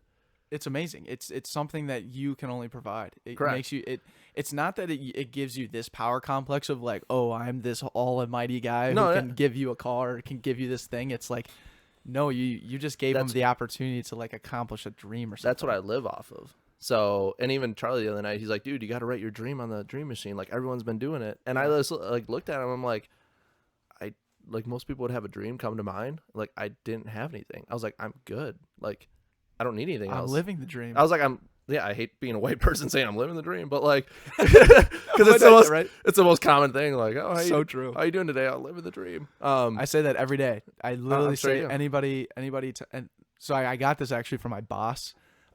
He's been in the construction industry Yeah. for 40 years, working for the same company, and I worked under him for the last 2 years on this past project. And no matter what, He every always says single day, how you doing, Chris? living the dream. Living the dream. How are you? It's shit white people say. And right, no, very white. Oh, it is shit white people say to a T. But It's like when they try a flaming hot Cheeto for the first time and be like, oh, that's dangerous. Shit white people say, dude. serious. I got to make that living a dream into a meme because it's so yeah. true. But I looked at it as like this kind of like an FU to the other person who Yeah. we're in the middle of a firefight and it's shit is obviously not going well, and for someone to then ask you knowing that it's not going that well, and then for you to respond saying living the dream. Yep. And for me personally, I truly believe that I am living Correct. the dream. But 98% of people that say it just say it because they are convincing themselves that they're happy, but they're actually not. But you actually know that you're living it day in and day out. Exactly. And then on top of that, it's like, oh, they don't even think that I'm living the dream. No, They're like, they think I'm just saying okay. it. Yeah. That's when people ask like, oh, how you doing? I just say I'm doing just dandy. Right? Because no matter what, like I'm always in a pretty good mood. Yeah. And if I was in a pissed off mood, I'd be like, don't talk to me. I'm not in Right. a good mood. But like that's very rare. So I would just say I'm just dandy. Like Right. I don't know. Well, and I love the idea of like making that impact. Andrew put this little quote on his Instagram story last week, and it stuck with me, and I keep saying it over and over again. And it's not about what you say, and it's not about what you do. It's about how you make people feel. Exactly. And if I you love can that. just do that over and over and over and over again, how you make people feel will ultimately reciprocate back into how you will feel. And yesterday when you were driving up and had the whole Charlie thing, I had a call with our buddy Jason Coons and his company called Best Christmas Ever. Yep. And we're gonna be Backpocket's gonna be like a captain. We're part of the team now, Mhm. and we're gonna go on a fundraising tour, and then we get to choose a family in Minneapolis to make their dream come true and surprise them for Christmas. Like, Dude, that is I got chills thinking about it. I'm like, dude, and you this have is some- going to be amazing. You're gonna be looking forward to that the next 6 months and waiting for that day. I know. And like I was just like, give me the deadline so I know how to like kind of reverse engineer what we need to get done to Exactly. make it happen. Logistically. but you're passionate about it. Like that moment is gonna be worth everything. Oh, And like that's 100%. all. Like, dude, that's the same thing. Like I made a piece for Zach Windahl. It said Sunday because that's his company or whatever. And he's like the king of like sending surprises to people. Oh, nice. So I wanted to one up him for once, and I built him this piece that said Sunday. I haven't talked to him in like 6 months. I got his address from somebody that he had no idea I had his address, and I just shipped him this piece. And I didn't write my name on it or anything. I just said, from the only person that loves surprises more than you. And like he opened it up, and his reaction made my entire week. Like that's all I want. It's gold. It's phenomenal. So I don't know. That's eventually like I'll have my own version of Dream Machine or Right. something, and just like go around. Like that is just. It's taking your tour lifestyle that you really liked and then matching it and mashing it together Correct. with the And- other passions that And you I have. think what it sparked from is when we were on the road playing music, there would be shows. The first time we played in Georgia, Savannah, Georgia. We'd never played a show in Georgia at all. And Savannah's a super cool city. It's gorgeous Yeah. there. And I pulled up and I'm like, all right, this is the best day Mhm. ever. Got a colonial feel. Yeah. Mhm. Like brick roads, these trees that just overhang the streets in the most perfect Yeah, way. that Spanish moss. Oh my God. it's gorgeous. Yeah. And I pulled in, we are playing the bottom of a pizza shop. And like, I'm like, all right, this is great. Like you can fit, like if we have 30 kids at this show, it's gonna be packed. And we're playing, and it's one of those shows where you're putting stuff on stage and you're like, when it kind of feels like a chore, that's not a good feeling, obviously. Like you want to be stoked that you're playing a show, but I'm like, there's like 15, 20 kids here. Like we just had to load stuff down the stairs into this basement of the pizza shop. Like whatever. Nobody's going to care about us. Nobody's going to buy merch. It's just going to be a, shit show of a night. And we would always face our amps starting the song or starting the set. And we hit the first chord and these kids just go wild. And they knew every word to every song we played. And I'm just like, Stunned. I'm like, we're from Wisconsin and we're not, and this is like our third tour maybe. So we were not, this is even like after we built some, you know, some traction, and these kids just lost their mind to our set and bought so much merch, and like just turning around after that first note and seeing these kids sing every word to our set, dude, blew my mind. It didn't matter if those were the only two kids in the entire show. And then that night we were loading up our gear and I saw them like standing like whatever 50 feet away, like whispering to each other, just kind of looking at us. I'm like, you guys okay? There's like, oh, like we just wondered if we could like talk to you for a sec. I'm like, dude, I'll talk to you for hours. Like I'm the same age as you. And he's like, dude, like just want to let you know, like your album like got us out of a lot of dark places, and like we love you guys, you're our favorite band. And like just those words, when I was like 20 years old, I'm like, this shouldn't be happening. I was like, I'm not a good guitar player. Like this is like the fact that you're so impacted by this and you live 2,000 miles away from us is just like just mind-blowing, dude. And I think those moments of being in music really sparked that opportunity to impact people's lives, because before it was inspiring people through our live show or our lyrics, because we're a very like positive band. So people would, you know, come out of dark places, whether it was, you know, suicide or depression or whatever else. Like in the hardcore metal world, that's like, you know, the emo kids in high school, like they actually are sad, and music is what keeps them going every day. Mm-hmm. So like that was the type of music we played. So like it meant the world to people. Hence why like half my tattoos on my body are from bands. Like they pulled me out of dark places. So being that light for somebody else, even if you're 2,000 miles away, and just have that small interaction, that is like we could have 10 horrible shows in a row on tour and just be miserable and be like, let's go home. And then you have that 11th show where there's 30 kids and, you know, they're just losing their minds. And like, you're just like, this, I'm never going to stop playing shows. So that's just where it all stemmed from. Like that opportunity to play music in front of people and impact people. That's where this passion, I guess, really just stemmed from. Mm.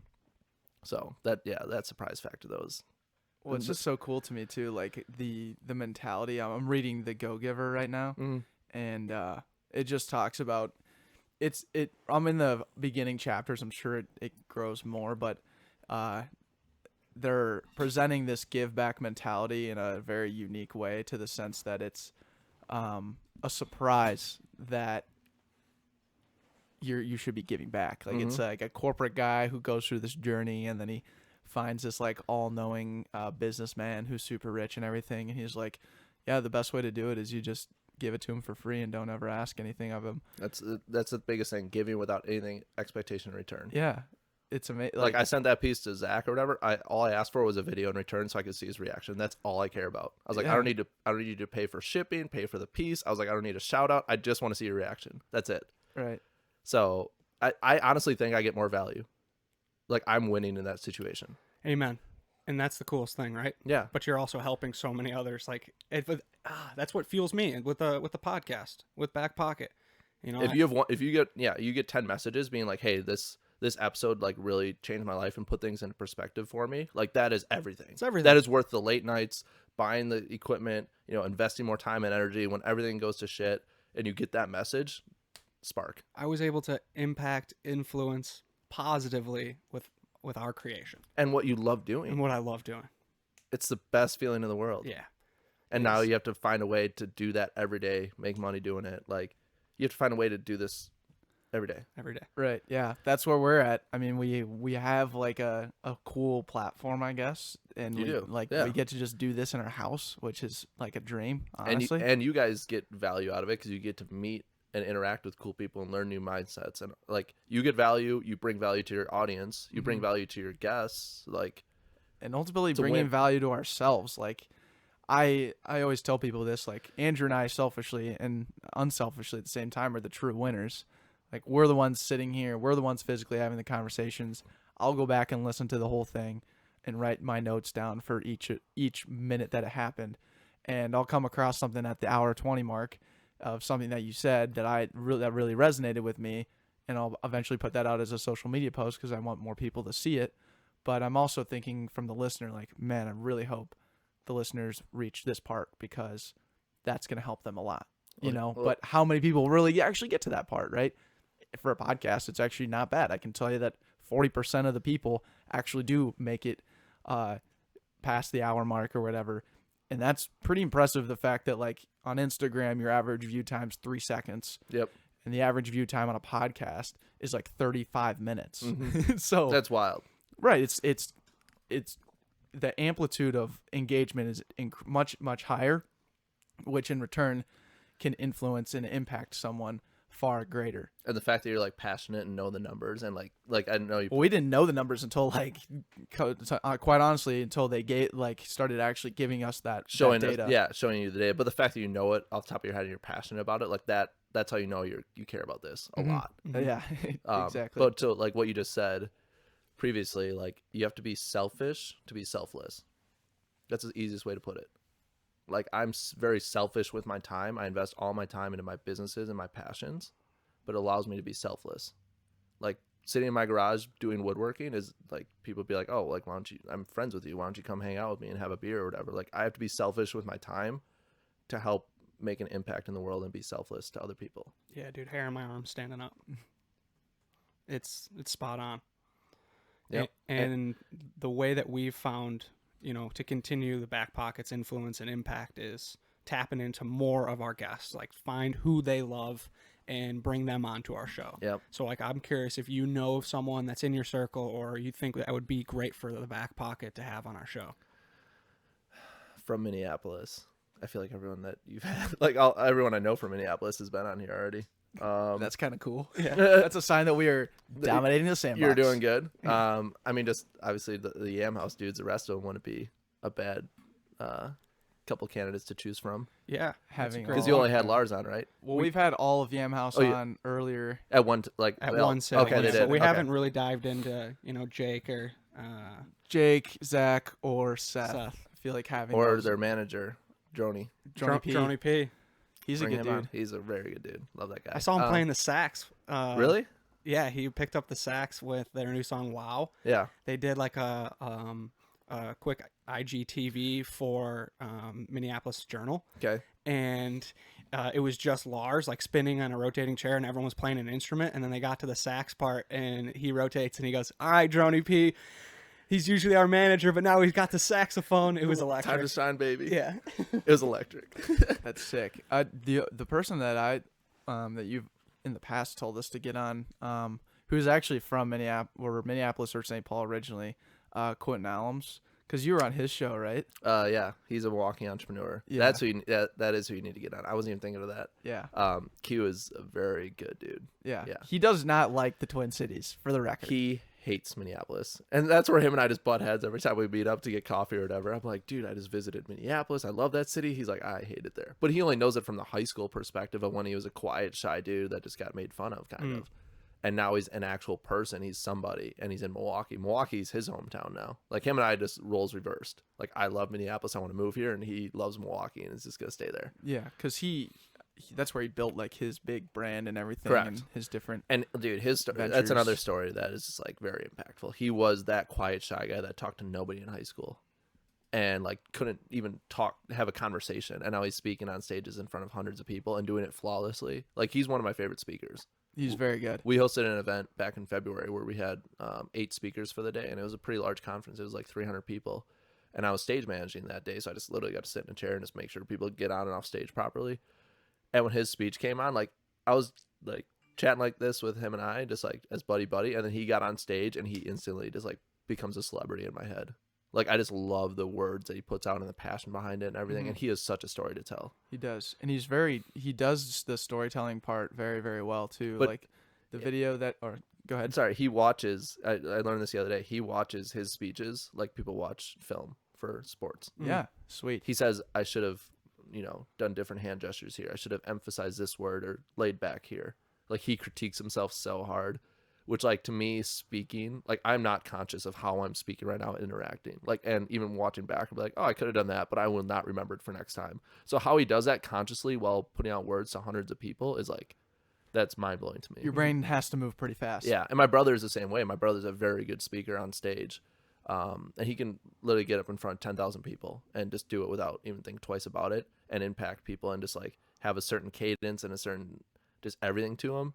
But he's conscious of reading the audience and changing his body language and the tone of his voice to complement what they're interacting with. And like that is a skill that I'll never be able to develop. And that's fine because those people like do it so well, and I'm just impressed by it. So no, it's Q- super. Q is I'm trying to think of just like I know he doesn't want to come up into the Twin Cities, but I feel like we should come up with something that would, obviously incentivize him. To come up. incentivize him. Like, Well, if he had like, I guess I need to dig more into like his story. And he stuff. was up here when Gary Vee came here for that video game thing. Oh, he came yeah, up he's for the that. Yeah, Minnesota Rockers. Rockers, yeah. Yeah, we gotta Because get he's big. Like anytime a video game thing is happening in Minneapolis, be like, hey, we'll pay for your ticket to come to yeah, this. he's thing. huge into esports. Huge. Yeah. So, and I think that's why I like him so much. He doesn't care what he should be doing as a business owner. He cares what he's passionate about. He's passionate about video games. He's passionate about speaking, and he just does those things every day. He executes on those things, Yeah. regardless of what people think that he should or should not do as a business owner. Yeah. Mhm. Well, So- he put together this awesome video of like he texted like 30 or 40 people in one day, Hosted that event. and then hosted an event where they just stood on a single block, and he had a camera, and everybody else was in the audience, right? That was invited. And nobody knew why they were showing up to this event. He Right. invited like 25, 30 people, and he said, I forget what the question was. It was like, what are you scared of, or what are you most fearful of? fearful of? And people had to get on, and each person had a number when they walked in the room. Yeah. And so if you were number one, he said, all right, get on stage, and you stood up there and you had no idea what well, he started. Yeah, he said, what are you most fearful of? And every single person in that room got on stage and spoke, Yeah. honestly. It was incredible. It's like a 6-minute video on LinkedIn. Yeah. We'll get it. If you're interested, just hit me up. I'll send it to you. He But, knows how to storytell so well. Phenomenal. Yeah, Oh, that's it's just crazy. his talent. Mhm. Like, Yeah. the I thing- wonder. That's what I'm thinking. Like, I wonder if there's something about Minneapolis that is part. breeds amazing humans. Yes, there is. There's some in the water. I'm thinking like for Q's like perspective of like where he came from and how, Minneapolis is not a very positive part of his journey, but for him to come back and kind of show people what he used to be, kind of. I'm trying to think of a way to like tell that story. I just don't know enough about him yet. I don't think he cares enough to impress the people that didn't appreciate him back in the day. Right. I wouldn't either. Like he would be very selfish in that regard, and not in a selfless way. Like Yeah. he would only be doing it for self gratification, but he just kind of started over at Yeah. whatever 23. Circling 24. back to Tony Hawk, he's like, I'm not on a revenge tour to like bash my high school friends that were like, why is this skater punk kid doing what he's doing? He's not doing this to He's get doing it- back at them. No, that's not the And people are gonna bash you regardless of what you do, so you Yeah. might as well fucking pursue what you want. right. yeah, You're gonna get negative feedback no matter what you pursue in life. 100%. Yeah. No, and you know what? That's probably Q will be up here eventually one of these days. Yeah. and I just need to make sure he knows that he needs to come on this podcast. Or when we host, so you guys have Boatcella. Oh, yeah, That's your yeah. party. August you 8th. know where I'm going with this. yes. The party in my backyard. It's gonna be like the 9th annual PBR in Porta John. The party that we started when we bought our house that I currently live in. My brother started it, and it was literally like 10 years ago. A hometown bar flooded. The basement flooded, so all their beer and liquor technically goes bad. They can't resell it, but it's still fine. So he cleaned out this basement of the bar and had a room full of beer, booze. And so he's like, screw it. We have PBR. I'm just going to rent a Porta John. We're going to host a party. And PBR and Porta John was born. And we had like 6 or 7 of them. And every year it just kept growing and growing and growing. And it's pretty much just a huge backyard bash. We burn pianos in the bonfire pit. We have obviously every game set up, full catering, full booze. It's just free invite. Just come hang out. I literally live in between a school and a church. So there's enough parking for everybody. Back in the day, we used to like set up like School in a church. we used to set up like 3 or 4 campers in the yard for people that needed somewhere to crash. Mhm. Like it was just all out. So we'll put that on. Backpocket will come down. We'll have some live music. You can interview Q. Done. Easy. Perfect. If the summer goes as planned and if things kind of work out, What's the tentative date? 3rd weekend of July is typically when it is. I third. think you should be fine Yeah, with I mean- Wisconsin too, because aren't they already opening everything up already? they are, but obviously it's no matter what the government says, people are gonna still have their views on it. So, Mhm. Right. and I'm definitely right in the middle. Aren't we all? No, Sorry, that I- doesn't make any sense. We're not all in the no, middle. trust me. I had to divide up a family fight this past weekend because 2 of my siblings are not in the middle. They're here and Yeah. here, Yeah. and they both Yeah. called me. And I'm like, I'm the youngest. I should not be solving your guys' problems. Yeah. Don't make me the middleman. Yeah. It's just weird that like a virus that's very just like blatantly scientific and it is a part of the world we all live in, no matter what political side we are on. But there's it's two still... different. But there's two different sciences to it. No, is there though? The thing is, the problem with all this is that whatever you want to believe in, whether it's a conspiracy, whether you want to believe this scientific belief or this scientific belief, there's enough research and opinions in any category to read and take in to convince yourself that your opinion's right. 100%. Oh man. So like my brother has a certain point of view and my sister has a certain point of view, and both of them believe they're 100% right. And there is no middle ground between them. Right. That's a really good way to put it. I feel like that's pretty much with everything nowadays. But so many people are so much more passionate about this and are researching the data like madmen to prove their point. So right. So there is science behind it. The problem is there's two different lines of science, like wearing a mask, not wearing a mask, being around people, not being around people. If you're a certain age, if you're not a certain age, like getting businesses back and go correct. up and going And there's always going to be the battle of, do we self quarantine and keep people healthy, but then the economy is going to die and people are going to suffer that way. Suffer this way from depression and mental health and suicide. And then but on this side, there's less cars on the road every day, so there's less car crashes. Like there's a million things to look at. There is. Oh, the fact that like our carbon emissions went down 18% in the United States alone. This is in just 7-8 weeks. This is the first Earth Day of its kind, and possibly the only one. That's why I made that video. This is the first Earth Day where we're actually on the downward spiral of pollution. And if we don't make the necessary changes right now, we might not ever have that again in our lifetime. Now is the moment when the air is clean, the mountains are visible, the canals are clear. But if we just go right back to what normal was, we're going to keep burning the earth. And we could burn even faster because we're trying to get back to where we were. Exactly. But now we can be like, half of us can work from home. That would reduce the amount of cars on the road. That's one step. Okay. The biggest thing is people being conscious or putting in the regulations of recycling programs and things like that Europe has in place. Like you literally get fined if you don't recycle properly in Europe, and you have to recycle 9 different ways in certain countries. America, we don't 7% of plastic gets recycled. Yeah. It's tough. I know there's a company out there that one of my buddies just invested in. It's like a AI trash bot. Okay. And it separates the trash.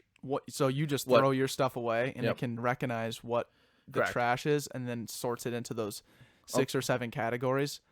You can imagine this machine's a bit robust, and it's not really like you can't just plop it down like you would a normal trash can. Yeah. But unless you have government regulations, finding people, you're not going to change human behavior anytime soon. Yeah. The whole point about it is it's the reason why this quarantine has been so effective positively for the environment is because we've physically had to change our lifestyle. Yep. And that's really, at the end of the day, what we need to do in order to save the environment in a mass scale is people working from home so that you're just no longer needing to drive. Or if you're not going to change the lifestyle or human behavior, change the technology that we use.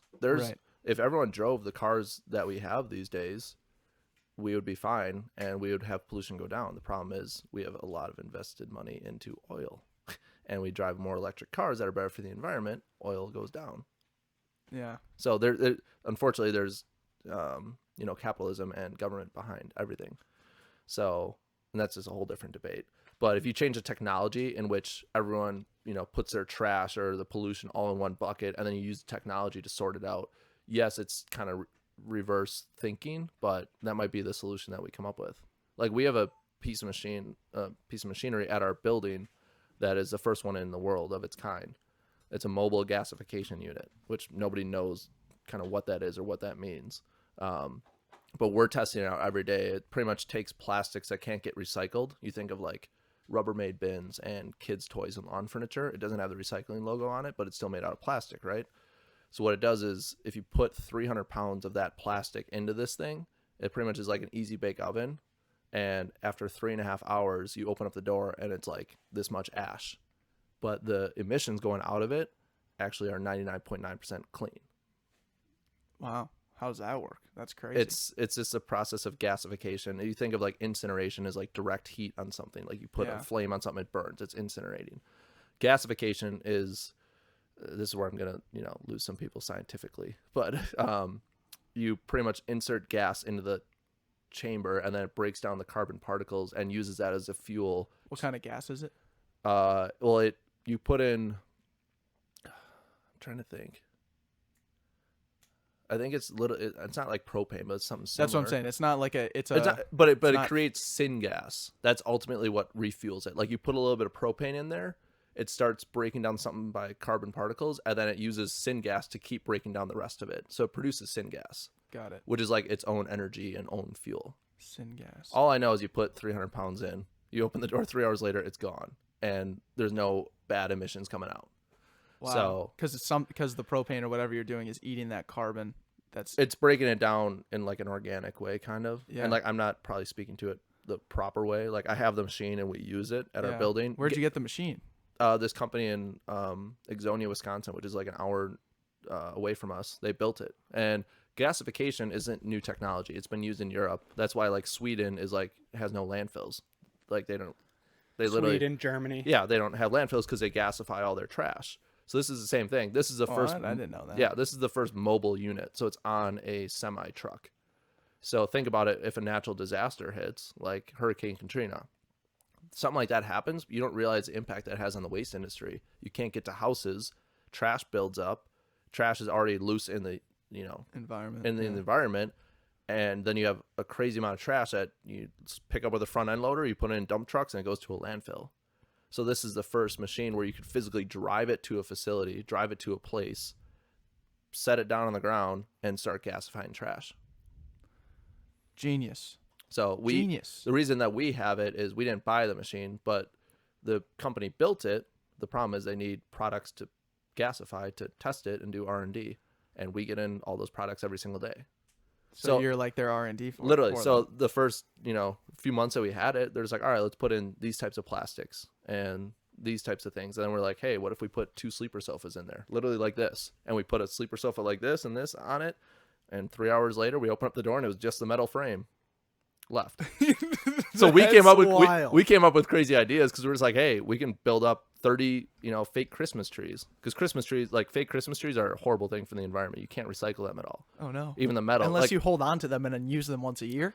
dude. But the amount of Christmas trees that people have in their basements and attics is insane. It's insane. We have 4 here. What? We You have 4? four. Yeah. And And they're all our roommates, Matt. and when you guys move out of here at some point, and you are like, yeah, we're starting over, we're getting married, like we're getting this new house, we're gonna have a real tree this year. Guess where those 4 trees go? The landfill, Right. because you can't recycle them. Fuck. Right? I'm not calling you guys assholes or anything, but like.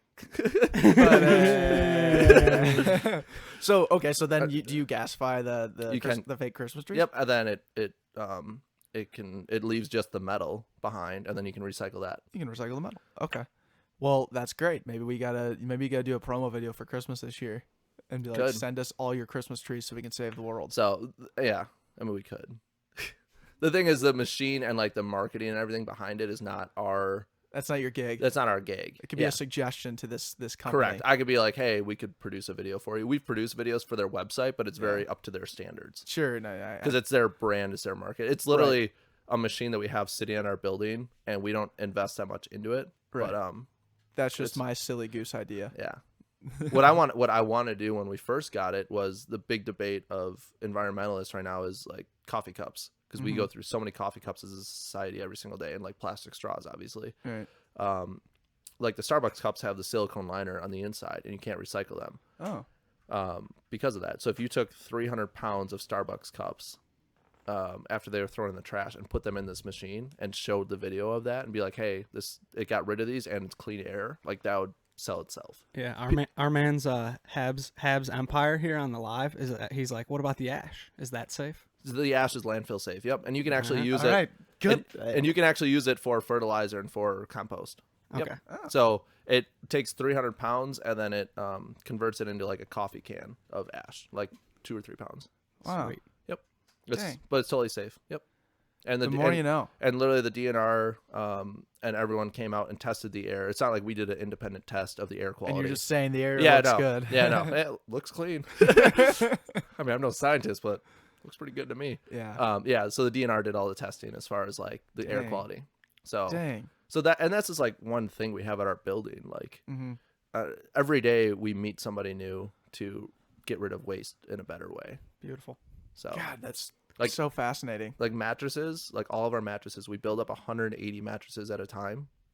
Imagine, I mean, that's the size, like this house filled mattresses floor to ceiling. We built up 180, and then a semi pulls up. We load them all into there. It takes like an hour and 10 minutes, and then they all go down to Illinois to get recycled. And when you rip up a mattress and take all the fibers and different things, they actually shred it, and then that's what they use when you buy a dog bed. Like the fibers on the inside, Yeah, it's yeah. all shredded mattresses and clothing Recycled mattresses. because they don't need to make it up to a certain quality because it's like animals living Wow. on it, not humans. Right. Wow. So that's like it's a reverse supply chain. If you think about Yeah. if you guys buy a mic off of Amazon, somebody had to produce the mic, then they sold it to Amazon for you guys to buy it, and then you bought it and end up at your house. Now you guys get rid of that mic, you give it to a company like ours, and we find the person that needs the raw metal, the raw rubber, the raw components that it's made of, and then we sell it back to them, and they reproduce it into something else. Mm. It's a reverse supply chain. Yeah. No, it's We give it back yeah. to manufacturers to take it from a good, recycle it or do whatever, turn it into something else. Right. And I feel like no one really thinks about it that way because we look as a used material that we're done with. We're not only are we getting rid of it physically, but we're getting rid of it mentally too. We're a consumeristic society Very and much so. materialistic. Yeah. So But when you switch it around and say, the growth of my dog bed company is contingent upon how many mattress fibers that I can get, then you're actually you're still feeding the consumer society through recycling or through the reproduction. So if you're selling dog beds like crazy, the first person you're going to is the mattress place in Illinois saying, how many more beds can we possibly get? but only like 5. This is a arbitrary number, but 5 to 10% of mattresses get recycled because there's not enough infrastructure put in place to recycle them. There's only 5 states right now in America that recycle mattresses. What the frick? Illinois is one of them, thankfully, that we're so close. Yeah. Our another guy here, Sean Cole Official. He's asking what's the name of your company?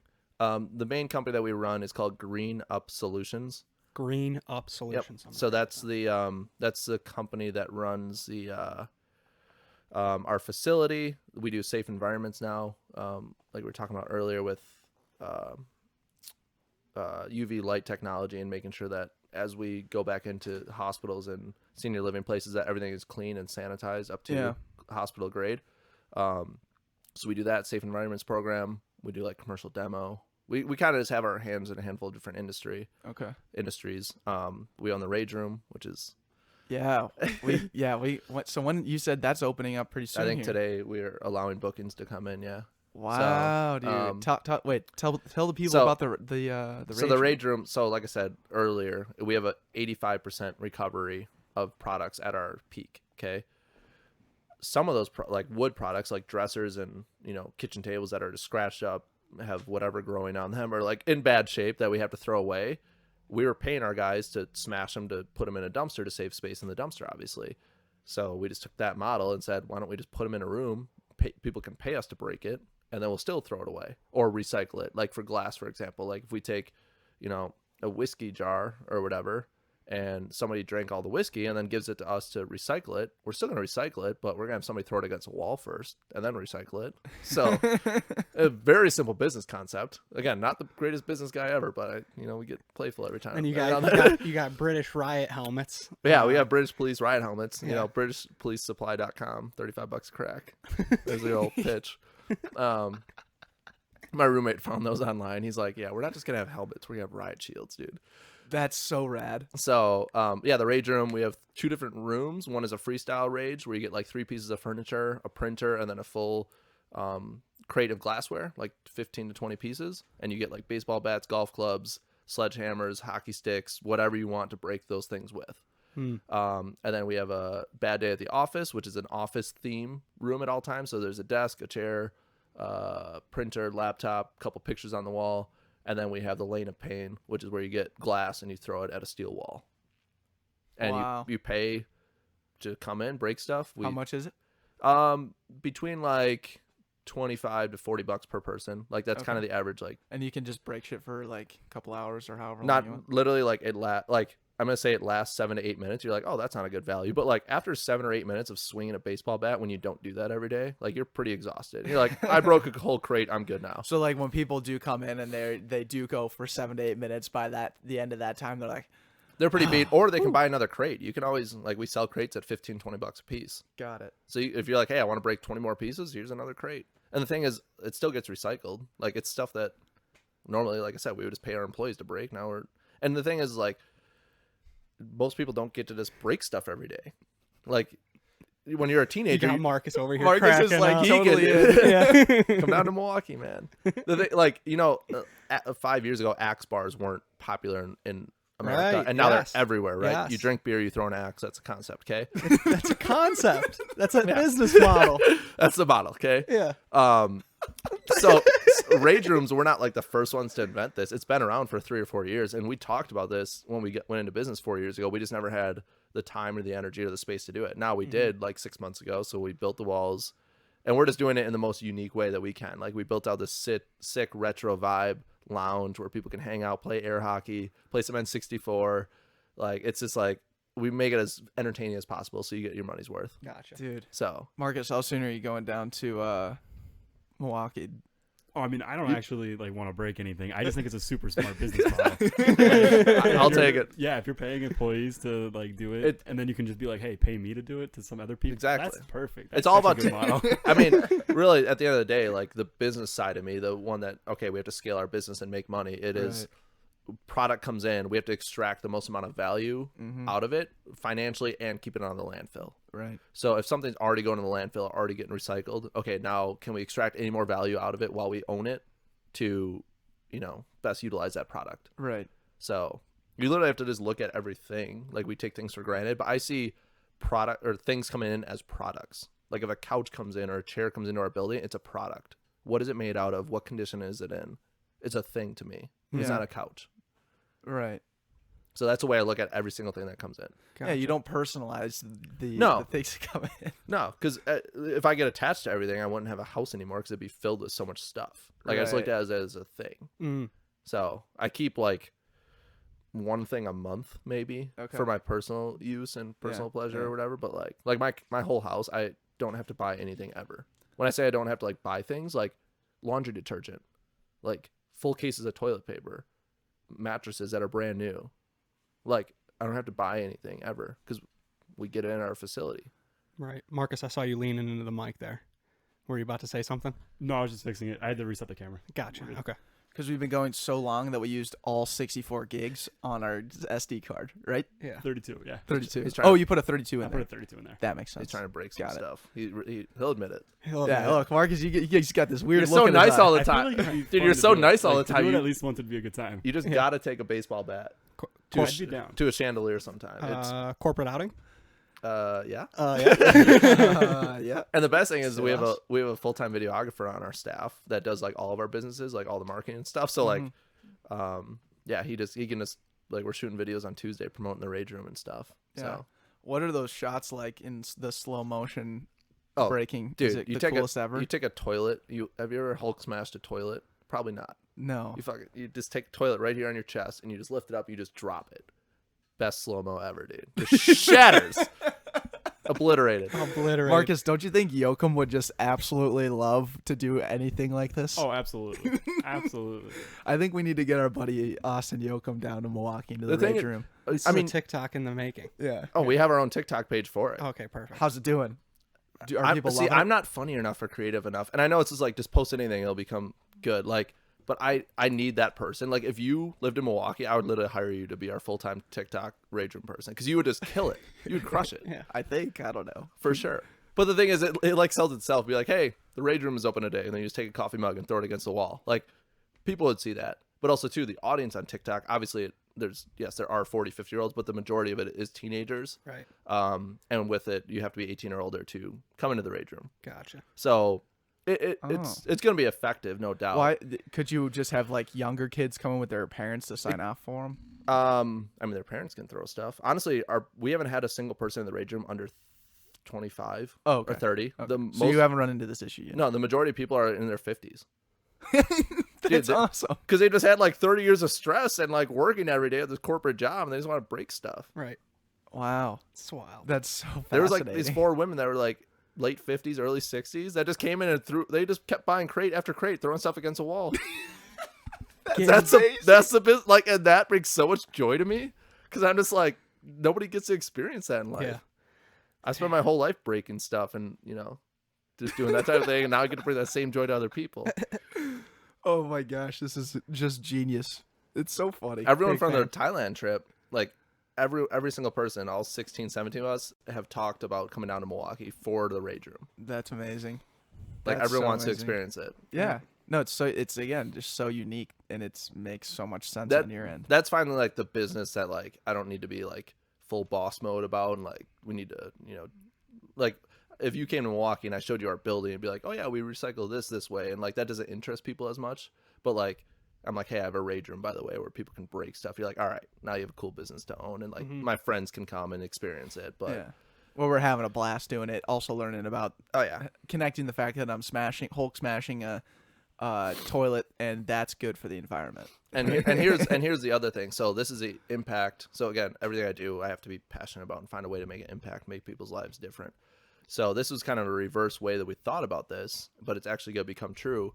Is coming from the music world and music industry, all my friends' bands and bigger bands that we're friends with roll through Milwaukee. We go to their shows, and like I want to bring value to them. Okay, if you're sitting on a tour bus for 40, 60, 80 days sometimes, first of all, you're already an artist, so you might go through mental health issues or mental struggles every day. And now you're being locked in a bus for 40 days, and you only get out of the bus for a couple hours a day, and you're sitting at a venue waiting to play on stage. So mental health in the music world is a big thing. So when these bands roll through town, we're going to offer them to come to the Rage Room, get off the bus for a minute, come break stuff, release some stress, just come kick it. Don't think about playing music for a little bit, and just chill out for a bit and get that stress off your chest for free. Nice. Dude, that's killer. So that's like, again, it's a fun business to own. It's a Rage Room. We're trying to make it as environmentally friendly as possible, but how can we make this impactful? And man. we have a lot of ties with the music industry between me and a handful of other employees. Nice. So, yeah. So That's we partner with a radio station that puts on like decent sized shows, like the shows that would happen at First Ave. Like if the radio station puts on, Silver Sun Pickups, if they come to town, they were supposed to be playing in Milwaukee at the rave March 21st. And instead of just doing a meet and greet with their fans, the radio station wanted to do a smash and greet. So the band comes with their fans. They all get suited up. They get to sign whatever posters and whatever they have, and then they all get to break stuff together. Value first, dude. Value first. Yeah, I love how you take like your experiences of what you truly know and how you feel, and then try and find the next person that does that may feel or think that same way. I see gaps in the world where people are struggling, and people could use that little bit of help, a little bit of inspiration. Yeah. And if I can fill that gap, that's all I care about. Dude, that is, I feel like that was the theme of like this whole conversation is just like Bring value. bring value, but be aware of it, be more thoughtful, and See where you fit in. Exactly. Yeah. It's not, I'm going to go change the world. It's where's the void that I can provide the most, and then see how that leads me to the next opportunity. And then, And you have to be passionate about it. Yes. I don't build 100%. I don't build woodworking pieces for people because they enjoy the woodworking thing of it. I just happen to be okay at building stuff. So like if that's my way of connecting with people and bringing value to them, then I'm in. All your dogs eat, dude. All my dogs eat. oh my dogs. All the dogs eat. You come up here on a Thursday night. We kick back for a little bit. Wake up early on a Friday morning. Record a podcast. It's now. I think we just passed the 2-hour mark. Correct me if I'm wrong, Marcus. Yep. And we just had an awesome conversation before noon. And it's Memorial Day And weekend. I've had 2 cups of coffee. That's crazy for me, dude. Yeah, you're wired. Busy Lit. guy. I didn't think I was gonna be lit on a Friday morning, but here we are, boys. Yeah, man. But I'd like to ask you what you learned today from, the moment you woke up to now we're halfway through the day, just recorded a 2-hour podcast. What you learned today, man? That people no matter what can be open to change, open to perspective on the way that other people think, if that makes sense. Like I can change people's perspective and just bring value to people if they're open to it. but you have to come into every conversation with an open mind and want to learn from the other person. And that's a two-way street. Mm-hmm. So me learning from you guys, you learning from me, open-mindedness. So everyone has the ability to adapt and change their perspective.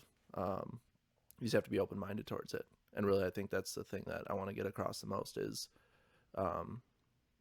we can all wake up with a very healthy mindset every single day, but a lot of us choose to focus on the negatives, consume negative content, hang around with the same people, and not change our lives for the better. But I truly believe everyone can make the conscious choice to live a happy life and get out of the circumstance that's putting them in a negative mindset. Because you guys are living it day in, day out. Not that you were in a negative mindset, now you are happy doing a podcast, but like you've found your passion, you found what you care about, and now you're in a really good place. So I think everyone has that skill, and nobody tries to adapt to it in their life. So Beautifully said, man. I really do appreciate that, and I totally agree. And I think that's what it comes back to again, full circle. That idea that we promote this idea of the average, because and truly everyone is average. I don't see myself any different than anyone else. Truly. Like I'm creating I don't want to say a speech, a monologue right now, a dialogue for a video that I'm going to create that's called I'm Not the Smartest Person. And that my dialogue is going to be my story of I'm not smart, I'm not talented, and I fully accept that in me. I didn't get good grades in high school. I'm not book smart, I'm not street smart. I don't have a crazy talent. Like those are things I've accepted about myself. Mm-hmm. And I don't deserve to be this happy in my life with those qualities when other people have qualities of being very smart, very talented, and they're unhappy. Does that make sense? Yeah. Like I'm trying to word it in the best way possible. I'm like really just sitting down with that concept. But like it's literally the concept of I'm not that smart of a person. And if I've figured out life this much at 27 to be this happy and this successful on my own terms, nobody has any reason to be unhappy. Right. I think you should build yourself up a tad more. Like I think there's an avenue where you're saying I'm not anything and I got to be something where I'm happy. I would change it a little bit more of I am this person and I was able to achieve happiness. Correct. Yeah. Through Yeah. me and my negative feelings and my negative thoughts and all the things that have happened in my own life, I've still found opportunities of happiness through this. And I guess, I should word it different. It's not through a negative mindset. It's more of self-awareness. I'm big on self-awareness. Yes. I know, like, I'm not saying I'm not talented because I'm negative about it. That's self-aware. Right. I know I'm not a good guitar player. Like, that's fine. I've accepted it. It's not that big of a deal. No. There's an instrument called the bass, which is way easier, and you can make it look so much cooler. And you can play piano, too. But, like, it's just, I've just accepted that. And another concept that this is, like, my life motto, I guess, that I came up with years ago, and I'm happy I did. It's called Born with Too Much. And I think every single person on this planet, there's 7.7 billion of us, if there's a world life chart of everyone and how they're ranked and how lucky they are to be born and everything, there's one person at the end. He can complain. Everyone else, we're all born with too much opportunity, too many, the financial status we're born into, the country that we're born into. We're born with too many things to not pursue greatness in yourself and help impact the world around you. Interesting. If you go on nobody knows this yet, this is the first public announcement of this. If you go to like every Instagram post I do, there's always hashtag born with too much. Love it. That's beautiful. It's a concept. We're just born with too many things. I say we wrap it there. Yeah. Born with too much. God bless. Well, thank you, Ike, for coming on and blessing the world, and more importantly, hanging out with us. It's good to freaking catch up with you, dude. Appreciate you, boys. I know, right? All my dogs eat. All my dogs eat. That's a wrap. Hell yeah, dude. Killer. That's phenomenal. That was so good. It was so easy and fluid.